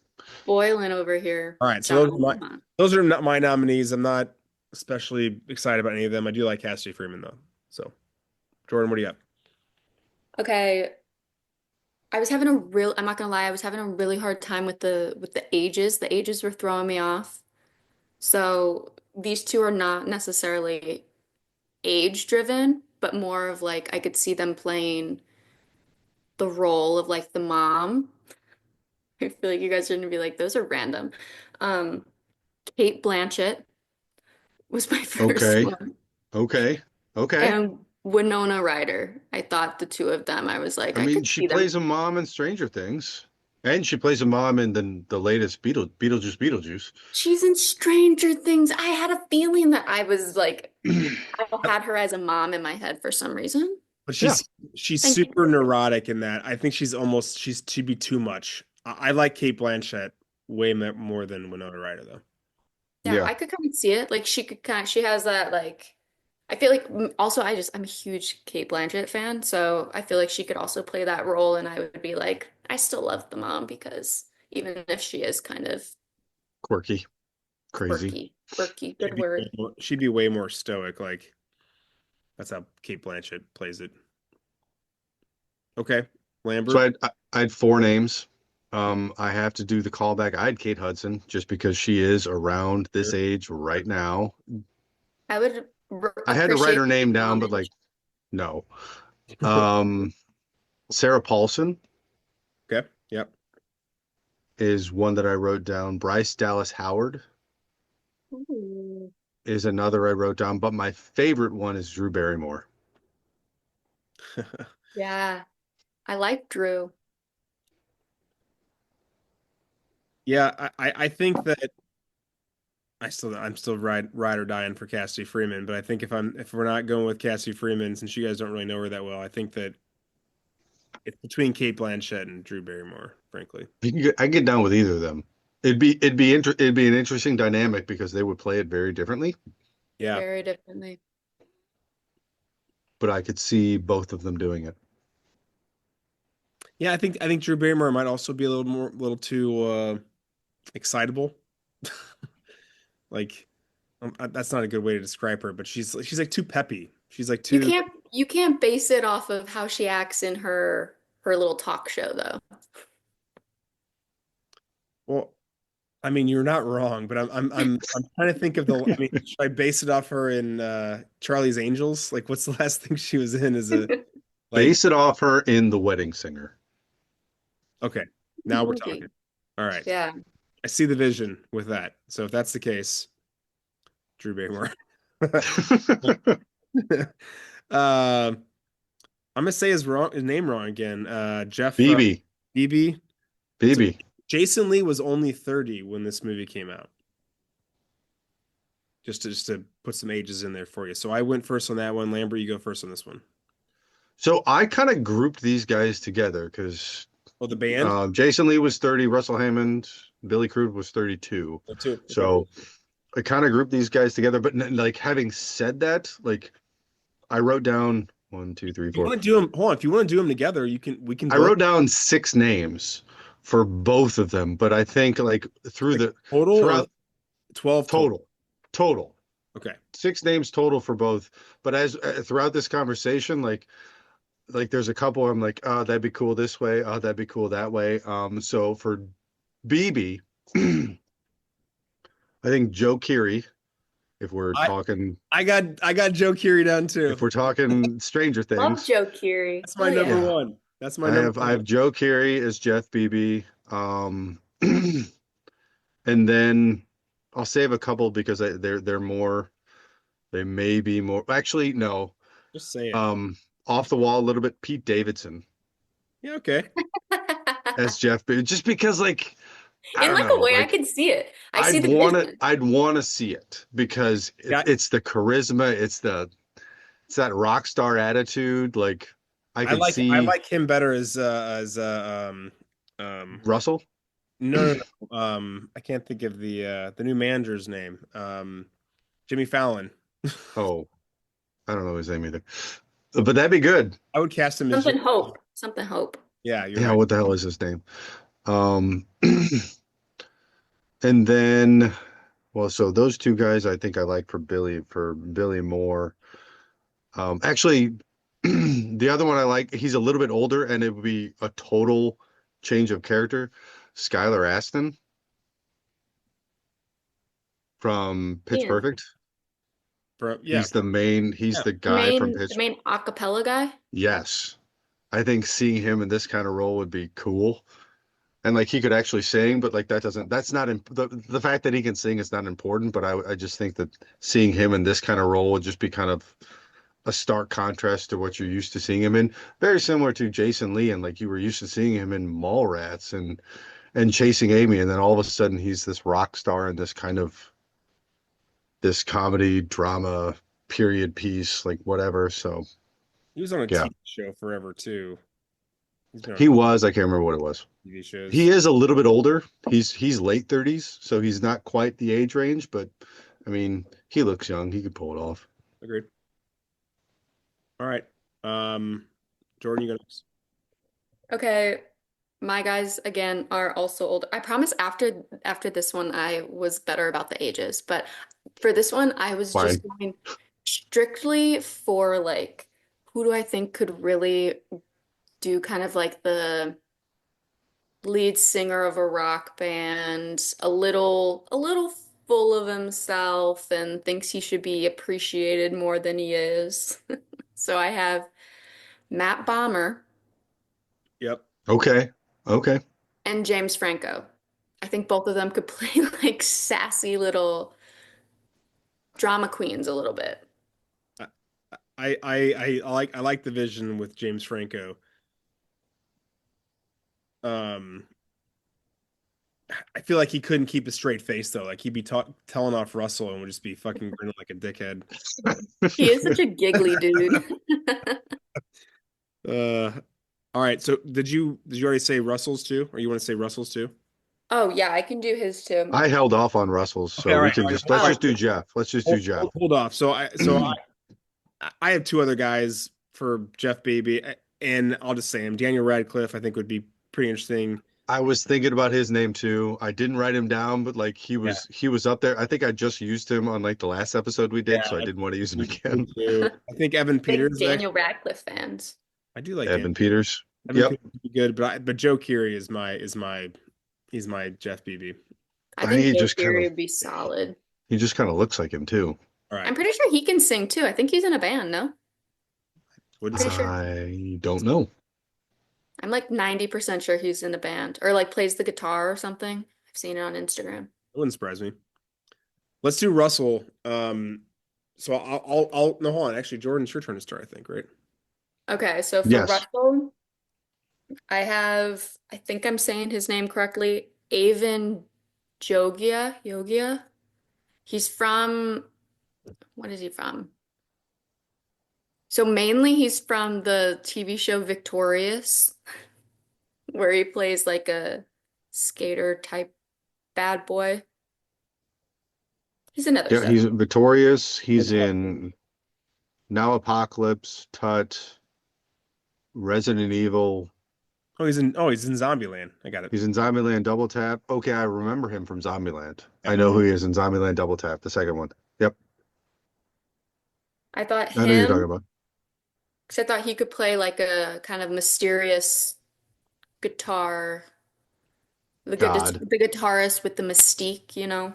hmm And then the other one I said, but honestly, now that I'm thinking about it, I think his height might play negatively into it. Jacob Elordi. Yeah. He's almost well, he's I was gonna say he's almost too pretty, but actually that's kind of like Billy Crudup's. That's kind of the point. Your looks have become a problem. Yeah, yeah. It actually kind of makes. I'll just say it. Your looks have become a problem. Okay, I'll go next. So you guys, Lambert. This is a name I always say. So I'm curious, Jordan, if you know this person, Sam Claflin. The name sounds kind of familiar. So you probably know him from Hunger Games. He is what's his name in Hunger Games? He's Finnick Odair. Yeah, yeah. He's also, I think, and Lambert knows him from Peaky Blinders. Yeah. I love Peaky Blinders. So he He's played in He's in Daisy Jones and in the Daisy Six. Jones. This is why I cast him, because in Daisy Jones he plays Billy, the main character. And I think if he were to be a young version of that, he'd be fucking amazing. Jana said he's too old. I don't disagree, but I think he'd be good. He's in that. 38, so whatever. But my favorite is actually Dylan O'Brien. Did you put him down too? Yes, I did. I think he's fucking perfect. I had a couple other names, but I think he's great. And I'll tell you what, if you've watched the most recent movie about SNL, whatever it's called, like Saturday Night, He plays Dan Aykroyd. is Dan Aykroyd, and if he plays Yeah. that version as Russell, fucking nails. Lambert, you and I are on. We're synced up Yeah. tonight, buddy. I had Dylan O'Brien. Yeah. Uh, I had another Stranger Things, Dacre Montgomery. oh, he's pretty, man. I think he could do it as well. And then the only other name I wrote down that I wasn't sure which one was Anthony Ramos. Oh yeah, I think him for pretty much for either of them. I don't know. You can probably take your pick. Probably Jeff Beebe. more than but like I could be convinced either way. But like I wrote his name down just in general.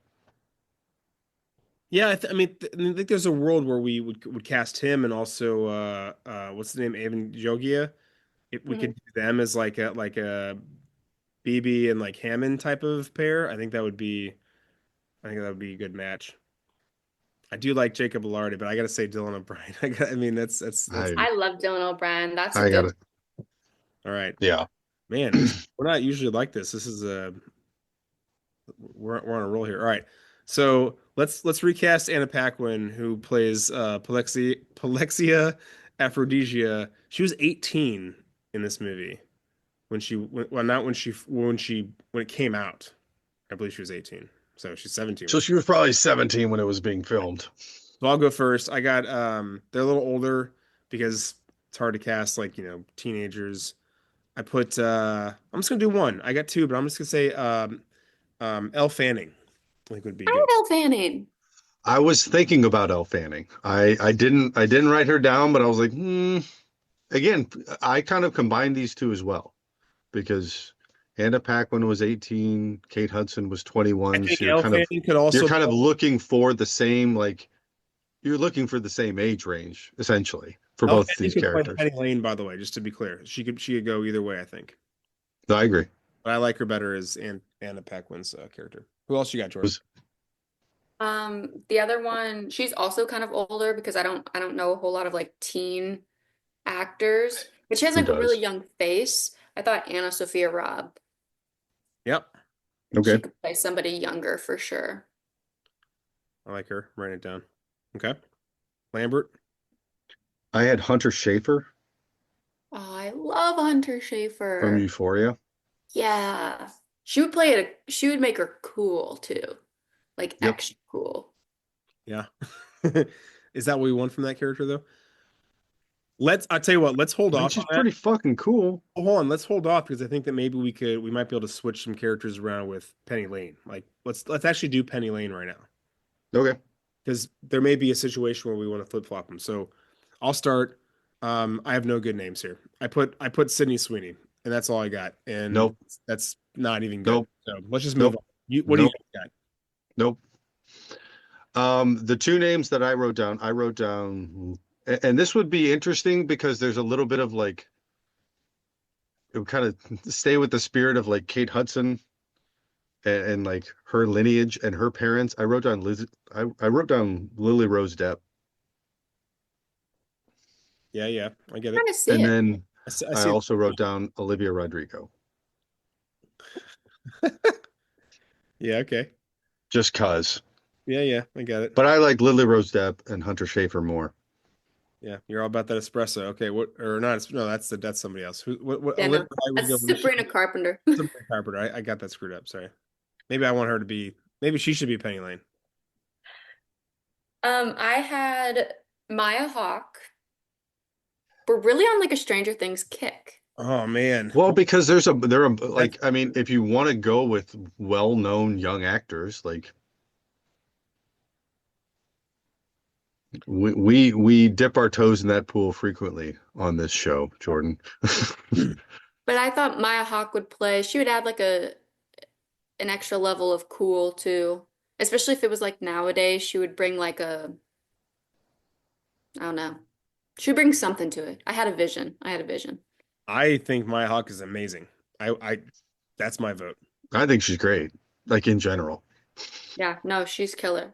And So then I the other one I had, just because I think she has like a very, I mean, I know technically it was set in the 70s, but I think she has like a very 60s looking face. I don't know, have either of you seen Fallout? yeah, Purnell. Ella Purnell. Purnell.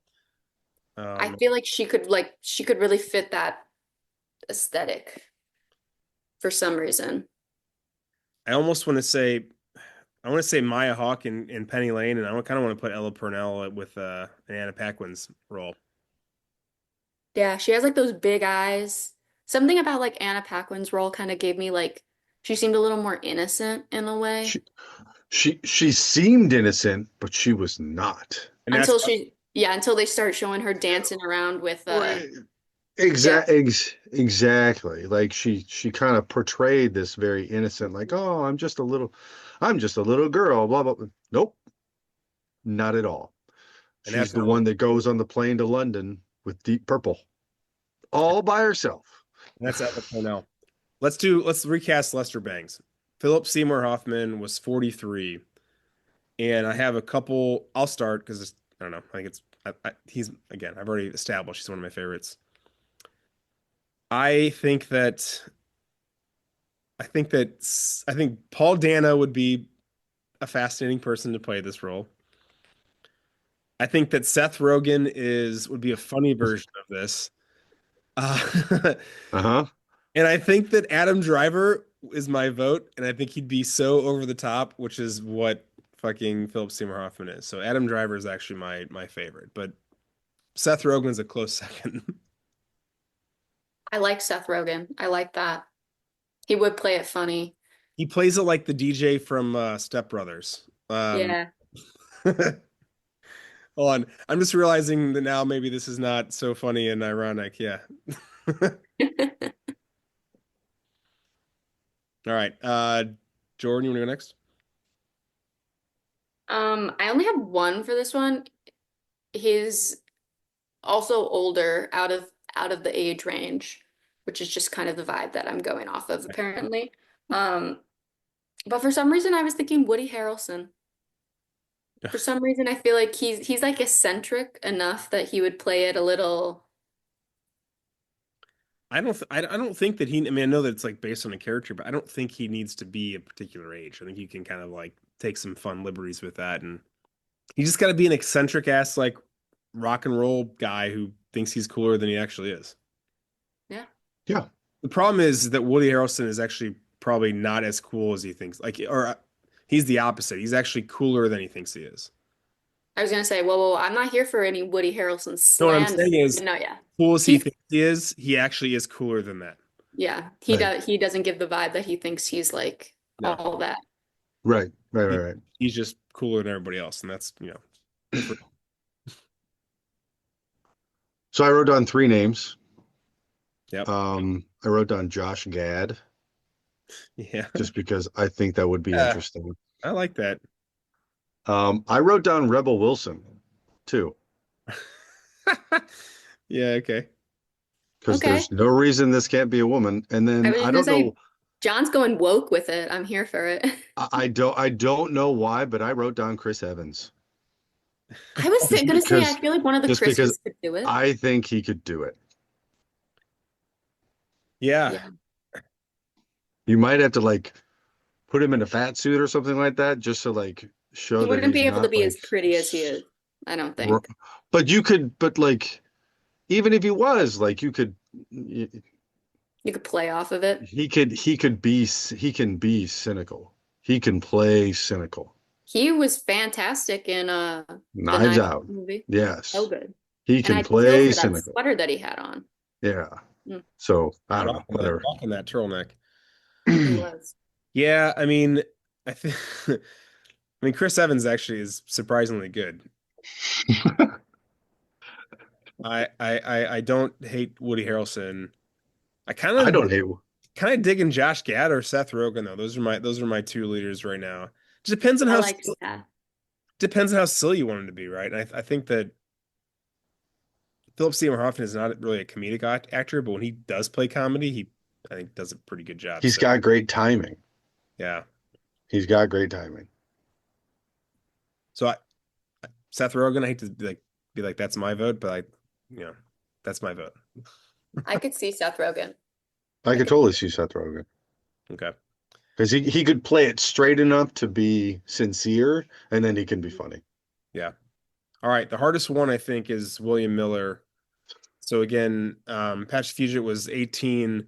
You you can hardly find actors that are that age, and I went right back to the Stranger Things basically.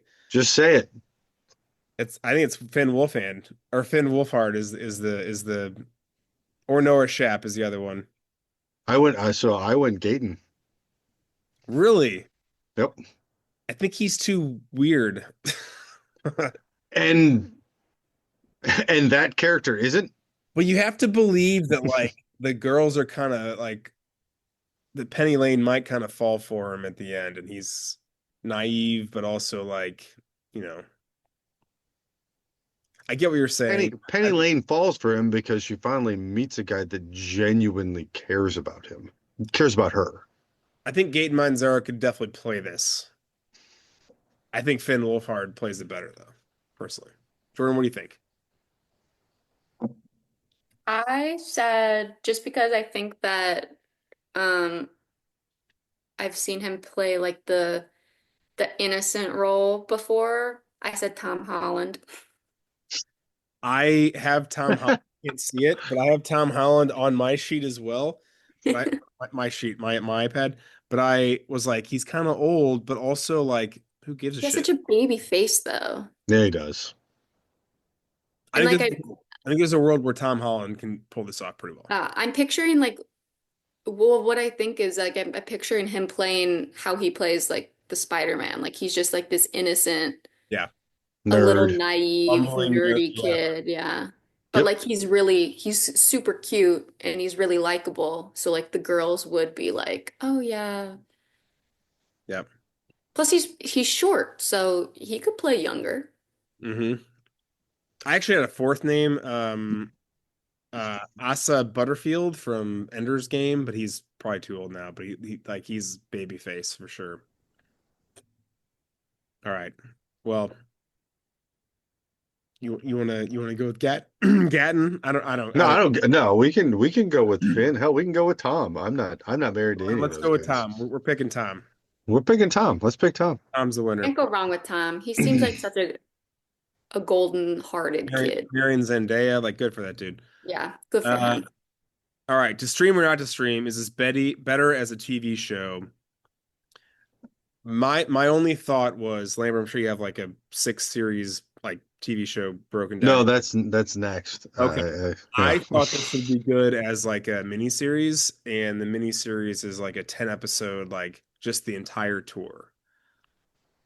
I think that would be really fun to watch. Like and like it obviously the first episode would be like the onboarding, but then like every like episode as you go through is like a different area of the country, and you're seeing everyone start to you can get way more into the minutia of like them all just starting to fucking really eat at each other. Like, why do bands break up? Like, well, we're gonna watch them devolve into chaos.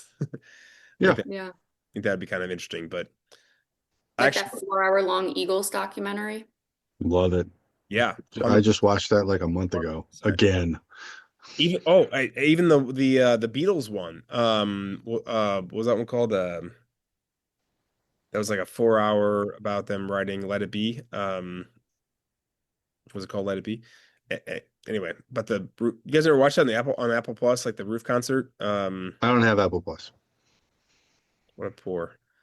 Yeah. I Should have put it I over have for Apple. literally everything else, but I do not. I'm not buying just another kidding. streaming service. I just John, you can't want to do go? it. You want to go half seat on Apple Plus? I can give you guys my account. It's fine. Just text me out. But yeah, no, I think that would be kind of a fun thing to watch. But other than that, though, no, I think this is much better as a movie. What do you guys think? I also said I think it's better as a movie, but I was kind of going down the same like path of thinking that I think there are a lot of options of like little like offshoot like mini series or like TV shows of like you could like you said you could go into like deep dive into the tour or like I feel like I thought it would be like interesting you could do like a branch off mini series about like Polexia going with Deep Purple and like all of those other people like kind of shooting back off and like all like somehow connecting back to each other. But overall, I feel like it's definitely movie. I mean, have you seen Daisy Jones and the Six, Jordan? I've read the book. I haven't seen the movie. All right. Well, I've read that it's I haven't read the book, but I've read ironically that the book is very close to the show, and the show was incredible. So I think What is that on? it's on What is that on? Prime, I believe. Might Okay. On Either Prime or Hulu. It's one of the two. It's on Prime. Okay. Okay. Yeah. It's great. Like, and I hadn't read the book, and but I've read it. Read it was really close, but the show is awesome. So, but I'll, I I'll have to think watch it. that would be kind of that's the vibe I'm feeling as far as that. Like Mhm. what happened before, what happened afterwards, and then kind of what's happening during this chaotic tour, and them coming together and then eventually breaking up. So See, I could see it as like a legit TV show. Like in general, no, absolutely not. Like, don't mess with this movie. But if you were gonna make it into a TV show, like like Jordan said, like there's a lot of different avenues that you could go down of expanding on the relationship between Penny and Russell. Like, where did they meet? yeah, How did they meet? How long have they been friends? Going into more detail about William's evolution as a journalist, his relationship with Lester. yeah, Like there's so many different little facets that you could dig into that you could not even a miniseries, you could make a TV show that is, 3, 4, 5 seasons long with all these little different offshoots and all these little flashbacks and with a driving force of like obviously the band like evolving into, rock stardom or whatever being like, kind of the main storyline, but there's so many different like so many different things you could dig into that you could have a legitimate TV show if you wanted to. But no, after all said, movie. no, we're not doing it. After all that, no, movie done. Okay, so here's where Lambert's going to go on a rant for a little bit. Tomorrow's another day. What happens next? I'm just going to say mine real quick, and then you can go. I said A, the band definitely breaks up. B, Russell forms his own band, has mediocre success, and then C, they eventually get back together for a reunion tour. I That's like the reunion tour that's what I aspects. think's going to I happen. like that. I didn't have that. I didn't have that. So what do you both think? Jordan, you go first because I'll probably take some time, I guess. Clear out. Okay. I had I had Penny goes to Morocco, falls in Yep. love over there, or potentially at some point she's like over in Morocco living in like Northern Africa, maybe Southern Europe, and somehow William's writing journalism career takes him over there and they reunite Hmm. and maybe Okay. fall in love, get back together. Not back together, but you know, Together in general. yeah, together. Um, Unfortunately, I went like a little darker with the Stillwater band aspect because I was like, you know what? I was like, I don't think they would break up after having like that like after the whole like almost death thing and the whole like the end of the movie they seemed really tight. So I had like maybe one of them like passes away or something, a little like Led Zeppelin something, Hmm. and then maybe like the surviving members break up and then come back together for a reunion. Those were my main two. Mainly the Penny and William The Penny and William, yep. somehow coming back together. Yeah. Yeah, no, I mentioned that. I actually mentioned that like that well, I had a couple. So I had one based on William where he actually obviously he graduates from high school and then he actually goes to journalism school to like, learn how to be a journalist. But he all the while he continues to write for Rolling Stone because of the success of his article. He graduates, he goes for them full time, but then he becomes disillusioned by working for Rolling Stone and then he starts his own publication with Lester. Cream. They go into business together and then they start their own magazine or paper or whatever. Um, and then for Penny, William and Penny remain friends. They stay in contact, but just friends. And she never speaks to Russell again. And then when she gets back from Morocco, she goes in the opposite direction, which kind of makes sense because you had a wild youth. So she goes all like the pendulum just swings back. And then she ends up she settles down and just has a quiet life in suburban San Diego of just this As is Lady Goodman. as Lady Goodman. And then for Stillwater, I put one of two directions. You know, they continue their rise and become one of the most successful U.S. bands in history. They have world tours, platinum albums, the works.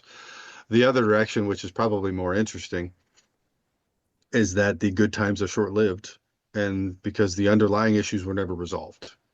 Like, yeah, they kind of came together a little bit. They had the plane, but like everything is still there, and it comes to a head. They kick Russell out of the band and continue with Stillwater, but replace him as the guitarist. But then Russell basically turns into a hired gun and just he keeps playing. He just kind of he's in this band, he's in that band, but he never really has an actual band like Stillwater ever again. That's sad. It's real sad. But it could happen. Yeah. Well, I like them coming back together as a reunion tour way better than that. I do like that aspect though. I like Well, like you my idea, but then eventually, just like the Eagles, just like everybody else, like yeah. enough time passes where you can resolve your issues and you can get back together and play again on stage. Time heals all things, except for these crazy. Except for these crazy eyes. All right, nerd facts. I'll start.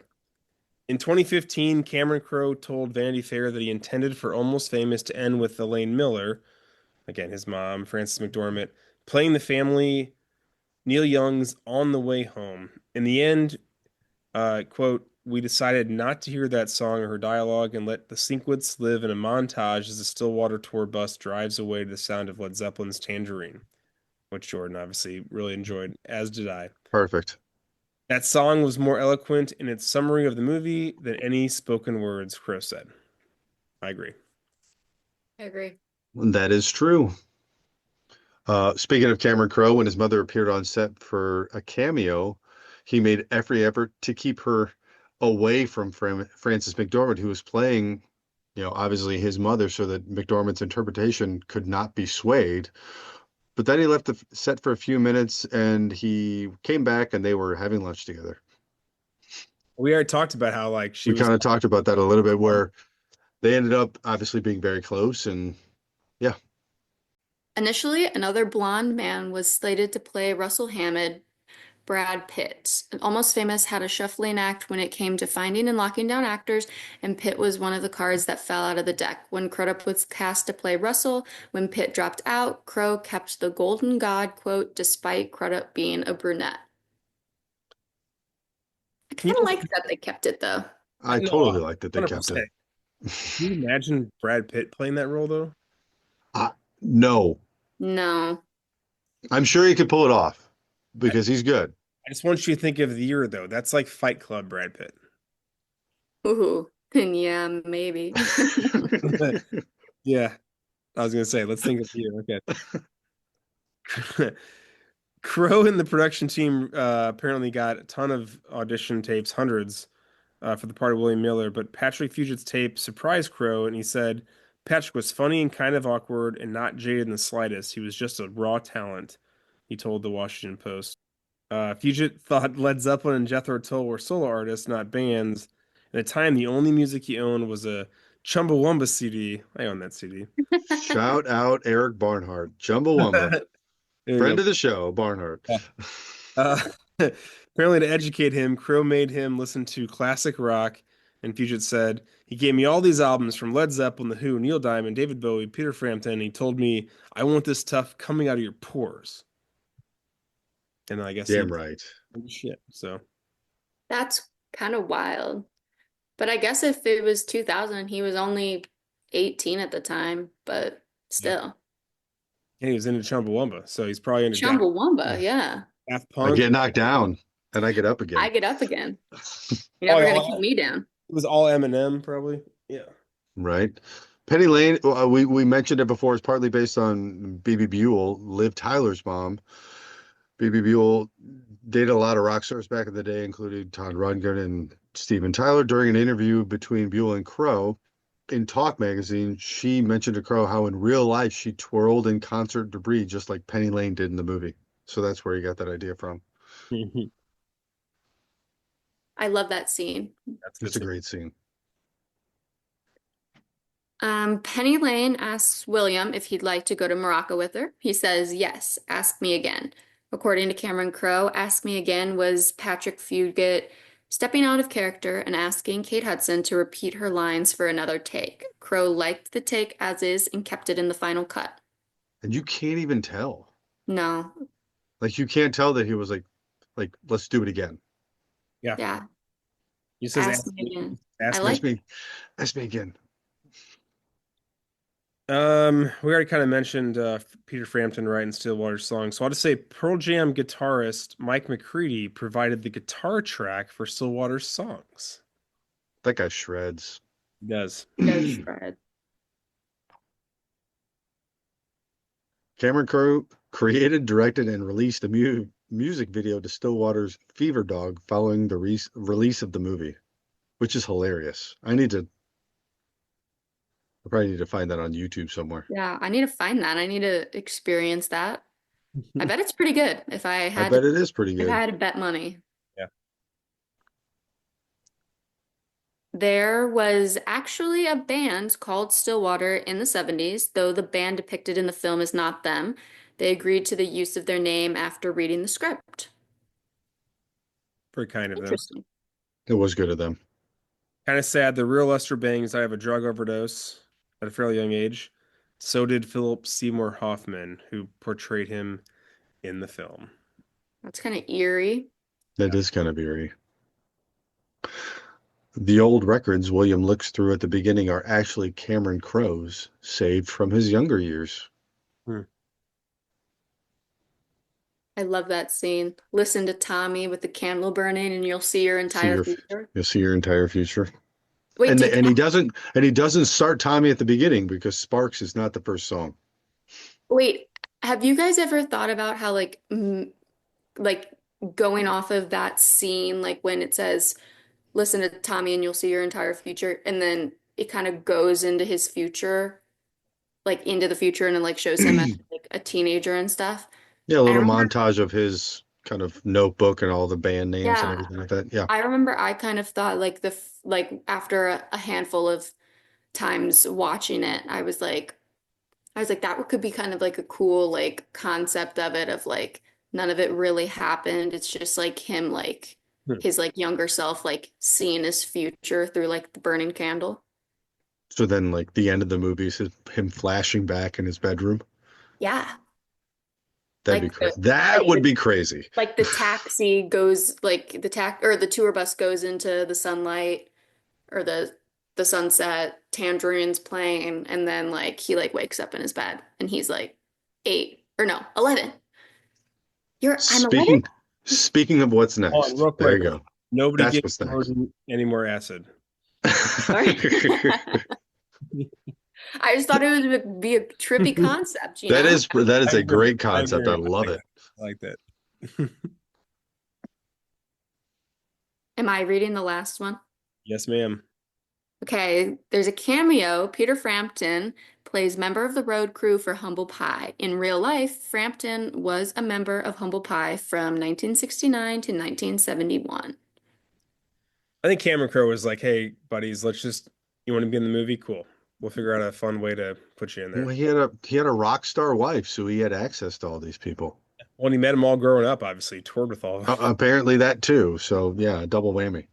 Wait, is he the one who they're like playing the card game and he's like super drunk He's off the of one. liquor? We owe you $50 and a case of Heineken. Yeah. That's Peter Frampton. Okay. All right, You know how I know this stuff is good? I got it from Crosby. All right, inner nerd thoughts. Did we learn anything? I got a few things. First of all, I think it's crazy that in the movie he's hired, William is hired sight unseen. Just sounds like you're going to be a good writer, and here's this one article we have yours. And I think it's even crazier learning that he was hired having been seen as a 15-year-old for Rolling Stone. Like that's just I don't know. It's weird to say that out loud, only because like maybe it's not that weird now that we think about like the way that people are hired via being a social media freaking, influencer or whatever, but to be a legit journalist seems weird or just not normal. Um, the Mojo Machine was awesome to hear. Love it. It's saying 18 minutes per page. It's this huge We've come a long way. amazing technology. It's fucking crazy. And the last thing I have two more thoughts. I want to save my last one for a minute, but the second last thought was, man, I love a good like photo montage to like in the credits. Like I love whether it's It's really good. It's really well done too. always works. It always works. Love a good montage. I like how it like plays off of like Penny had the camera the whole time, and it's like her like Like Polaroid pictures. yeah, she was snapping the Polaroids the whole time on the bus. Yeah, it's awesome. All right, anybody else have any thoughts? I mean, this movie's great. If you haven't seen it, what are you doing? You haven't seen it 20 times. What are you What are doing? you doing? Well, I guess that's really my thought too, is that like this has really become a cult classic, and I feel like it's just a movie that is not discussed enough, and it's one that if you've seen, you realize how amazing it is, but if you've never seen it, you're like, what the fuck are you talking about? Like, I don't know what that is. Like it, I feel like you're either one or the other. Like there aren't people that are like, yeah, it was fine, I liked it, it was cool. You either love it or you've never even heard of it, I which agree is with that. just kind of sad. That is That so is so that is sad. kind of sad. Well, hopefully this episode will just fix the world and everyone will realize that they should go see Almost Famous because it's honestly such an incredible movie. And like talk about as we went through like, backup characters and secondary characters and just people you wouldn't think of. There's just so many incredible people in this movie is from the acting perspective. And then, get to the lore of Cameron Crowe. It's just, I don't know. It's just a Amazing. very unique. Super cool dude, yeah. Yeah. Well, let's do some thank yous. A little bit of nerd outreach. Jordan, thank you. Hope you had fun. Thank you, Jordan. Thank you for I had a joining lot of us. fun. I like nerding out. Well, good. Well, now that we know that you're good at it and you enjoyed it, we're gonna have you come back again. If that's We're okay. gonna have to we're gonna have to Yeah, I'd love to. figure out one for you to come back on. You start thinking about what it is. We love our listeners. Rate, share. We're talking about the social medias. We're on YouTube, all the podcasting platforms as well. Next episode preview. I didn't even tell Lambert this yet, but we're just gonna do it. We're gonna do the 2000 movie draft or Are we 2000. gonna do Are we gonna do a 2000 draft? Okay, we can do that. Year That's fine. 2000. We're gonna draft things from 2000 because why the hell not? Since we're talking about a movie from 2000, it'll be a fun This will episode. probably be on there. This will definitely, honestly, this movie will be chosen Yeah. during that draft. If it's not, it would be a travesty. Depends who we invite on with us, but one of us will draft it for sure. So Is that just like That a is loose draft? Like absolutely anything from 2000 you can draft? We do have specific categories where we talk about, I think we have 3 movie categories. It's comedy, drama, action, and then we have like what album came out that year, what song came out that year, what artist came out that year, book, event, historical event, and then wild card. I think I got them all right. yeah, that sounds right. Yeah. So we'll go round robin between 3 or 4 of us and pick something for each one, and then our producer Justin judges who wins, and it's usually Hildebrand because he plays to the audience. But that's beside the point. I don't know what you're talking. I don't know. I definitely don't pander to the judge. That's nonsense to say that. Oh, you don't play to the judge at all. I don't know what you're talking about. Side note, it's a day late, but happy Mother's Day to all the moms out there. So I would be remiss not to say happy Mother's Day. Yeah, To happy everybody. Mother's Day. Well, it's very sweet. Agreed. Happy Mother's Day, Jordan. Thanks for joining us. Lambert, love you as always. Jordan, thank you for joining us. Thanks for Appreciate it. having me, guys. It was fun. See you next I time. have to go watch this movie again for the millionth time. I will too. We all should. Well, until then, see you guys. Bye-bye.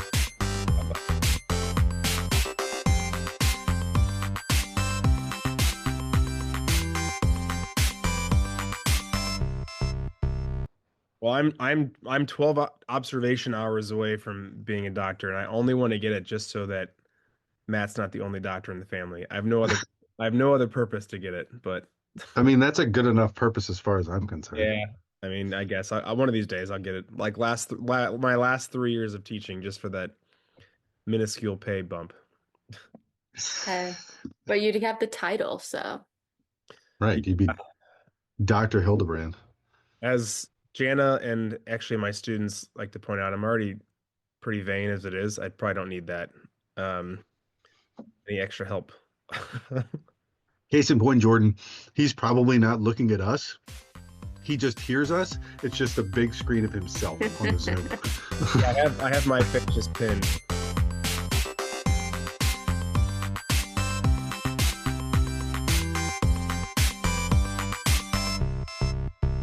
really nervous earlier. I don't know why. I was like so nervous. Really? And yeah, I don't know why. I get like, With us too? yes. Eh. I literally thought to myself, I was like, why am I nervous? It's literally Justin and John. I talk to them all the time, but Yes. Yeah. I feel better. Well, okay, good. Hopefully we ease your nerves a little bit, but also I think that means you're trying and you care about this. So like good. Yeah, I did. I wish took my John notes. would get nervous more often because he he'd mails. Yeah, he doesn't care at all.